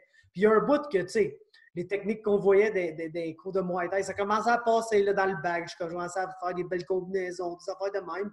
Puis, je me disais, hey, c'est ça, du sparring. Je fais du sparring en jiu à tous les jours de ma vie, là, littéralement. Fait que ça Ouais. doit pas être si pire que ça. Là, au lieu de me faire choquer, me manger un coup de poing d'en face. Mais tu, genre, l'effet que le coup de poing d'en face il y a, c'est pas de te faire mal, c'est juste que ça te met dans une genre d'état comme de panique, c'est que tu oublies littéralement ce que tu sais, genre. Le Ah premier ouais, coup ça de vient poing d'arrêter le temps, là, puis t'es Ouais, c'est comme, ça. Le oh. premier coup de poing d'en face que j'ai mangé, là, mes combinaisons que je pratiquais dans le sac, là, je m'en rappelais plus. Là. C'est sûr. Je m'en rappelais plus pas tout, mon gars. Là. Le J'avais cerveau plus de quoi faire. reptilien qui embarque. Là. Ah ouais, c'est ça. J'étais juste jamais là. J'étais là, Chris, man, dans le fond, ça se passe. Pour vrai, là, je mange des vrais coups de poing dans la face puis tout. Puis Ouais. c'est comme... J'ai l'impression que tu as besoin d'un peu de ça pour... Tu sais, pas te faire surprendre. Parce qu'en MMA, là, les gants, man, ça pardonne pas. Puis les gants, puis les tibias aussi, puis tout. Puis des fois, j'ai l'impression que c'est comme un avantage là, du MMA par rapport à la boxe côté santé du cerveau. Là. Ah ouais, non, mais parce totalement. Que, tu sais, man, combien de gars on a vu là, tomber après leur combat à la boxe parce qu'ils se sont pas fait knocker, justement. Ouais. Ils ont été commotionnés au 3e round, puis leur cerveau continue de brasser pendant 6 autres rounds après. Ouais, non, mais je suis 100% d'accord. En MMA, si tu te fais ramasser avec les 14, puis ça passe à la bonne place, c'est ciao, Paul. Puis c'est un gros impact sur ton cerveau, mais au moins, tu n'as pas les autres rounds d'après. Ouais, c'est ça qui est dangereux, tu as raison. Mais je pense que tu as besoin là, d'avoir ça un peu dans ton training camp pour être prêt, pour pas te faire surprendre par le premier bon punch que tu manges. Puis, oh shit, j'avais comme oublié à quel point ça pouvait, genre, changer ta game. Faut que tu sois habitué à cette douleur-là, je pense. Là, mais pas trop non plus.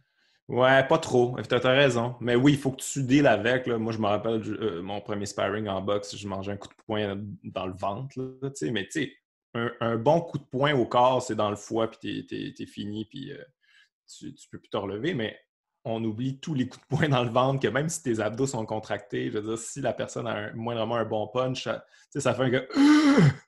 Et là, j'avais juste envie de me plier en deux, mais je voulais pas faire ça, je suis quand même orgueilleux aussi. Fait que là, il faut que tu apprennes à dealer puis faire semblant que tu n'es pas en train de respirer de même. Il faut que tu fasses semblant que tu es encore là. Puis gagner du temps en faisant croire à l'autre que ça va bien tes affaires, puis essayer de le surprendre au travers de ça. Mais c'est quelque chose qui s'apprend, là. C'est pas quelque chose que naturellement, c'est ton réflexe, là. Crissement pas. Non, c'est ça. Puis c'était... Moi, je vais toujours me rappeler mon premier sparring. Je suis allé à un open mat, là, puis là, j'ai fait une coupe de ronde de jiu. Puis là, il y avait un gars qui faisait du Muay Thai, mais je n'avais jamais vraiment comme checké au Muay Thai. Je savais qu'il était là, mais je savais pas s'il était bon. Je savais pas rien. Puis c'était un petit Français, là. Puis, tu veux mettre les gants? Je dis, ouais, on peut bien, mon gars. J'ai jamais fait ça, mais je suis down d'essayer. Je me suis rendu compte assez vite que ce gars-là, dans le fond, il avait comme 8 ans de taekwondo de compétition dans le corps, puis genre une douzaine d'années de boxe française. Fait que le sparring, ça a littéralement été moi qui mange des spinning kicks dans la tête. Mais tu sais, là, le gars met vraiment rien dans ses kicks, mais il y a tellement de bonnes techniques. Il y a tellement de bonnes techniques que les kicks slappent et ils font mal, même si je le vois vraiment qu'il met rien là, dans ses kicks. Il fait tout pour pas me faire mal. Mais Chris, il me fait mal pareil, puis je peux rien faire, je peux pas m'approcher. Dès que je fais un move, bang, je me fais geler, coup de pied dans la face, de la gauche, de la droite, la lead leg, là, switch même pas sa stance avant de me péter ça dans la face. OK, gros, je pense que j'ai des choses à apprendre ici. Puis... Mais ça, c'est une affaire qu'on réalise pas tant que tu l'as pas fait un peu. Là. Placer un coup, c'est tough en tabarnak. Là. Si c'est compliqué, c'est vraiment... tu peux pas juste lancer un coup puis il land. Il faut que tu le prépares, puis il faut que tu settes des traps, puis faut que tu lances des combinaisons. Là. C'est pas juste des coups uniques. Là. Tu vas être capable d'atteindre la personne. C'est beaucoup, beaucoup de travail pour lander un coup. Là. Pour lander même un jab, là, c'est full compliqué. Fait que c'est essoufflant, là. C'est vraiment essoufflant, puis c'est décourageant, en fait, quand ça marche pas, là, puis que tu manges des coups en retour. Oui, vraiment. Écoute, ce sparring-là m'a fait savoir que oui, j'aimais bien ça faire du Muay Thai sur le site, ça gardait en forme, mais je pense que j'étais un gars de jiu. Définitivement un gars de jiu, parce que genre, on dirait que j'ai pas aimé ça tant que ça, me faire frapper dans la face. Contrairement à, genre, quand je me fais pogner, là, quelqu'un essaie de me choquer, soit avec mon kimono, ça j'aime ça. Je comprends. Moi, je suis plus le genre de tata à défendre le choke jusqu'à temps que, whoop, je me réveille, genre, puis je suis là, ce qu'on est ici, les boys, ah oui, au gym, c'est vrai, du jiu, OK, nice. Ça me dérange pas, je suis vraiment un con, là, dans cet aspect-là. Mais, on dirait le coup de poing dans la face, je sais pas, c'est peut-être que je tiens trop à mon cerveau, puis je le sais que... Mais ça a l'air, c'est pas bon les chokes pour ton cerveau. J'ai vu ça récemment. J'étais pas au courant, mais c'est pas bon. Pas trop, mettons. C'est sûr que tu essaies de pas trop te faire endormir, là. Ouais, C'est pas c'est mal quand tu peux endormir. l'équivalent. C'est l'équivalent d'un knockout, pas mal. Là, c'est Ouais. ton corps qui est genre, ouais, ben j'ai plus aucun sang dans le cerveau, fait que je vais shut down ça avant qu'il y ait des conséquences très graves. Ça a l'air comme d'une erreur de machine, là, tu sais, comme, Oh hop, on sait oui. plus quoi faire, on éteint tout. On C'est reboot. la confusion, là. C'est la confusion quand tu te réveilles, là. Ouais, je me suis jamais fait choquer, Genre, je sais pas. la première fois, moi, ça m'est arrivé 2 fois. OK. Puis les 2 fois, je le savais pas que je me faisais choquer. Ça, c'est la pire affaire, là. Premier coup, je me suis fait prendre dans un triangle inversé, mais il n'y avait pas mon bras. Il y avait OK. juste littéralement un triangle alentour de mon cou. Puis je me Ah, rappelle ouais. pertinemment de m'être dit, ouais, genre, je respire mal en ce moment, mais il n'y a pas mon bras, donc c'est pas un triangle, donc c'est pas une position. Donc, je vais juste travailler pour me sortir de cette position qui est indésirable. Ah, ouais. Puis là, man, je me suis rouvert les yeux, puis mon chef dit, hey, Faber, ça va, le gros? Ah. Ah, puis je me rappelle que plus tôt dans le cours, on drillait des triangles. Puis mon premier réflexe, ça a été Chris, on était encore en train de driller, puis j'ai oublié de taper sur le triangle de mon chum, puis je me suis fait passer en plein milieu de la drill comme un épais. Puis finalement, je me suis rendu compte que non, si je roulais. J'étais définitivement en train de rouler avec quelqu'un. Mais c'est fou, man, l'effet que ça m'avait fait parce que ce jour-là, j'étais vraiment pas en forme, OK? Puis moi et un de mes chums, on a la fâcheuse manie de comme quand même beaucoup fumer là, avant les cours de jiu. OK. Fait que non seulement, mais c'est fou comment c'est bon. Là. Genre, les gars de jiu pur, là, 100% de jiu-jitsu, c'est certains des plus grands fumeurs de potes là, que j'ai Ah, ouais, rencontrés je dans n'étais ma pas au vie. courant de ces Ah, cultures-là. c'est incroyable comment, tu sais, le jiu, c'est funky là, un peu, puis on bouge. Ça l'aide Ouais. là, vraiment, je trouve. Là. Moi, Ah, ouais, ça aide c'est le pas flow, genre un peu. ouais, vraiment. Mais en tout cas, ce jour-là, ça n'avait pas aidé. On avait fumé de la wax aussi, là, veux pas, là. Fait que c'est peut-être pas l'affaire que si tu fumes un petit joint, peut-être que ça t'aide, là, mais si tu commences à te buzzer sur la wax. Fait que j'étais vraiment pas en forme. Je roulais comme de la merde, j'étais pas bon. Puis je me suis fait endormir. Puis man, c'est comme si je venais de dormir pendant 3 heures. J'étais un nouvel homme, j'ai tout repogné l'énergie. Je sais pas ce qui est arrivé. Pourquoi quand tu peux dormir 3 secondes parce que tu n'as plus de sang au cerveau, puis tu te réveilles, mon top shape, comme si tu venais de faire genre une nuit complète de sommeil. Ah, ouais. Après ça, mes rolls allaient bien, mon gars. J'étais là, hey, peut-être que je vais faire ce passage plus dans le fond. Là. Un petit choke en début d'entraînement à chaque Ah, fois. mais ça, je suis pas en forme aujourd'hui. Choke-moi Choke-moi. donc. Tu t'endormir, tu te réveilles. Ouais, moi, j'ai juste fait une fois un petit cours de Jiu-Jitsu. J'ai beaucoup aimé ça. Je devrais m'y mettre un peu. J'aime la mentalité, j'aime la vibe, j'aime aussi justement là, que c'est pas violent comme la plupart des arts martiaux, là, comme qu'il y a un certain respect dans tout ça. Puis c'est extrêmement efficace là, comme technique. Fait que, ouais, non, j'avais beaucoup aimé ça, mais j'ai pas continué. Mais ouais, j'ai beaucoup de respect pour ça. Ah, moi, je suis tombé. Jamais j'avais pensé que j'allais comme aimer ça de même, là, puis tomber là-dedans. J'ai jamais été vraiment bon dans les sports, moi. C'est comme, j'ai joué au hockey, j'étais goaler. Comme, mettons, ma deuxième année, des fois, je jouais dans le A, mais sinon, je jouais dans le B. J'ai jamais été un bon joueur de hockey. Je n'étais pas un mauvais joueur de hockey. Je n'étais pas un bon joueur de hockey. Même affaire, cours d'éduc, là, on joue au basket, tout. J'ai jamais été le pire, mais j'ai jamais été le meilleur non plus. Mm-hmm.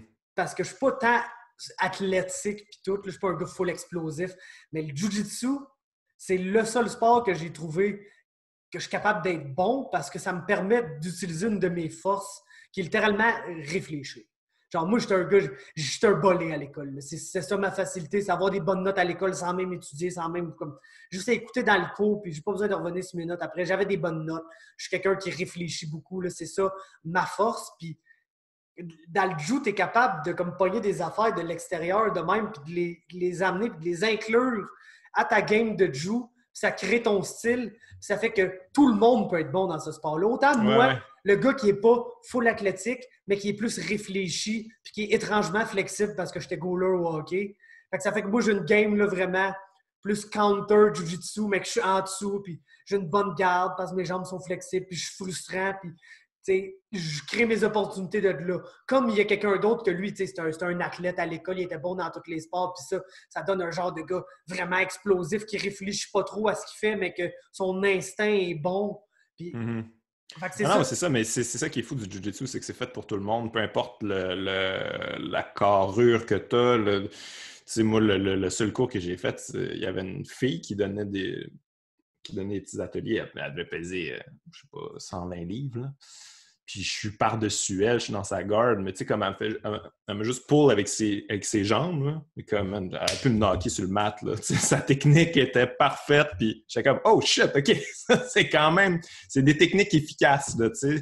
Elle est tout petite, mais, tu sais, je veux dire, elle m'aurait fini en 4 secondes, ce qui est normal, là, parce qu'elle elle savait ce qu'elle faisait, mais c'est ça, c'est assez impressionnant comme technique. Ouais, puis j'avais sous-estimé tout le fait que. Tu sais, c'est comme moi, tout, je checkais ça, puis de loin, je disais, ah, tu sais, c'est comme, c'est hot, c'est du tiraillage, tu sais, puis il y a des techniques, puis c'est hot, ça a l'air vraiment efficace, mais jamais je savais pas dans quoi je m'embarquais là, quand je suis rentré là. Tu sais, c'est comme tes premiers cours de Jiu, là, quand tu apprends deux, trois techniques, puis après, c'est comme, bon, let's go, les gars, on roule.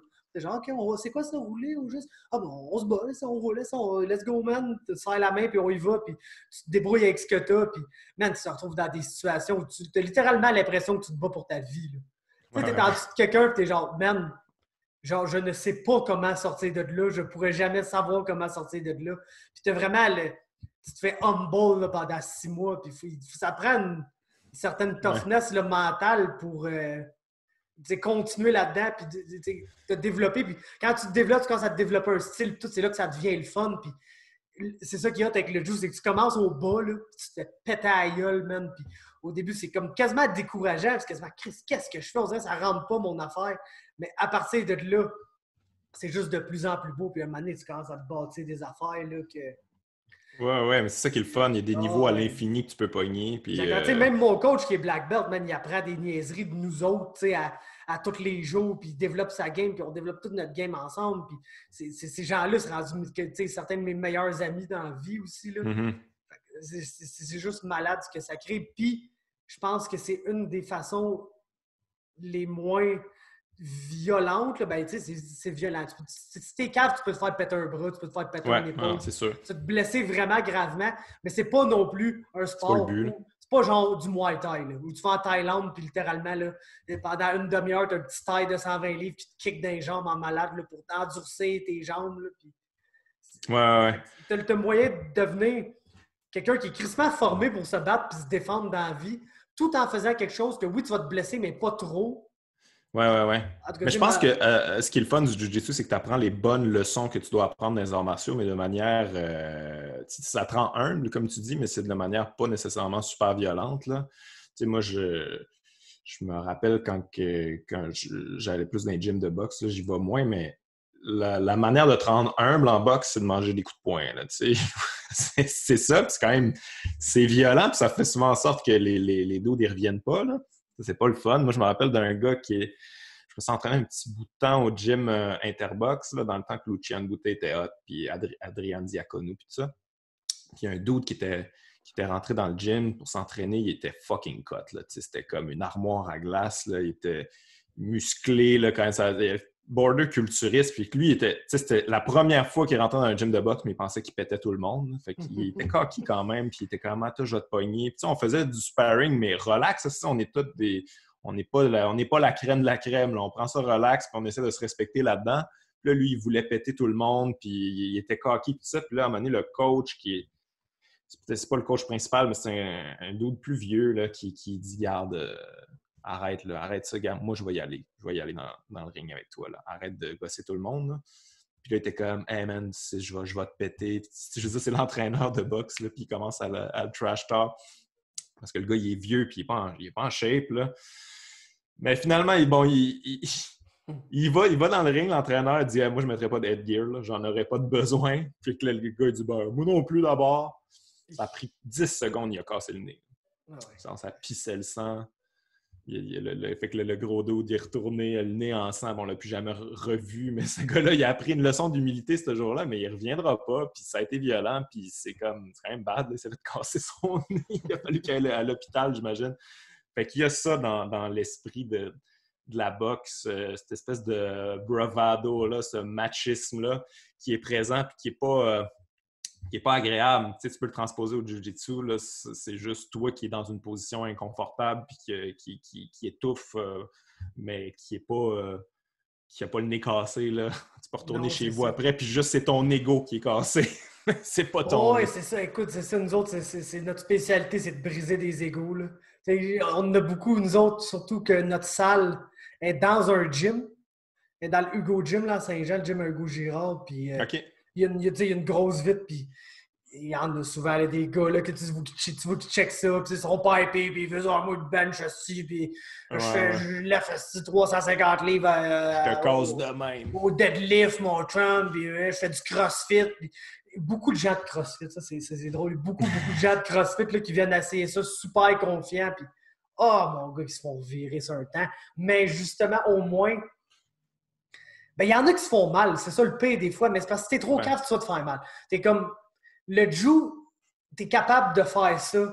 C'est ça que je trouve vraiment hot, là, c'est que t'es capable de faire ça super respectueusement, puis genre pas faire mal à personne, puis vraiment prendre soin de ton partenaire, comme genre t'es capable de faire payer un gars, puis s'il est pas correct avec toi, tu peux y faire comme très mal pour très longtemps, là.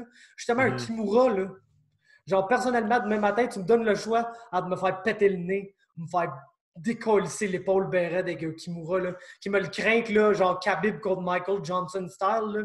Oh, pète-moi le nez, man. Genre, s'il te plaît, Ah pète-moi le ouais. nez direct là, parce que je veux pas, hey, man, se faire péter ça, puis les genoux, là, peut te faire, tu sais, si t'es cave, là, puis tu joues à la game, là, moi, je peux te leg lock, puis je peux te sortir pendant 1 an, puis tu t'entraîneras pas, là, si ça me tente. Genre, facilement, là, très, très, très facilement, là. Je peux te décollisser les 3 tendons dans le genou d'une shot, ça te tente. Mais on le fait pas ça parce que Ouais. c'est pas C'est pas dans nice. l'esprit, c'est pas dans Non, c'est l'esprit du pas dans jiu-jitsu, là. l'esprit du Jiu-Jitsu, mais on est capable puis on va le faire s'il faut le faire. Là. Ouais. Fait Mais que tandis que c'est un peu dans l'esprit de la boxe, c'est un peu dans l'esprit du Muay Thai, puis...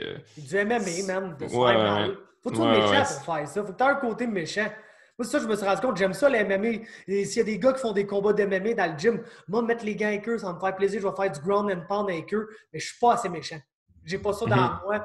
Même que des fois, dans mes compétitions de jiu, ça m'est arrivé comme de perdre des combats parce que j'ai trop laissé le gars venir à moi, puis j'ai trop laissé faire son affaire. Puis des fois, en compétition, faut pas que tu laisses le gars faire son affaire. Faut que tu fasses ton affaire à toi. Mais Ouais. j'ai comme cette tendance-là, des fois, de laisser faire son affaire, je suis un bon counter guy, tu sais. Fait que j'ai pas cette méchanceté-là que ça te prend pour genre Ouais. faire du MMA ou de la boxe, que t'es genre dans lui, m'a le tapé. Il va le mettre sur son cul, là, puis je vais colisser des coups de coude dans la face, là, jusqu'à temps qu'il y ait une gage tellement grosse qu'on voit son crâne. Ouais. Faut que tu aies quelque chose dans ta tête que c'est pas tout le monde qui a. Je me rappelle, j'ai reçu Stéphane Larouche à mon podcast, puis on avait parlé de Lucian, puis t'es comme pas assez mean, Lucian.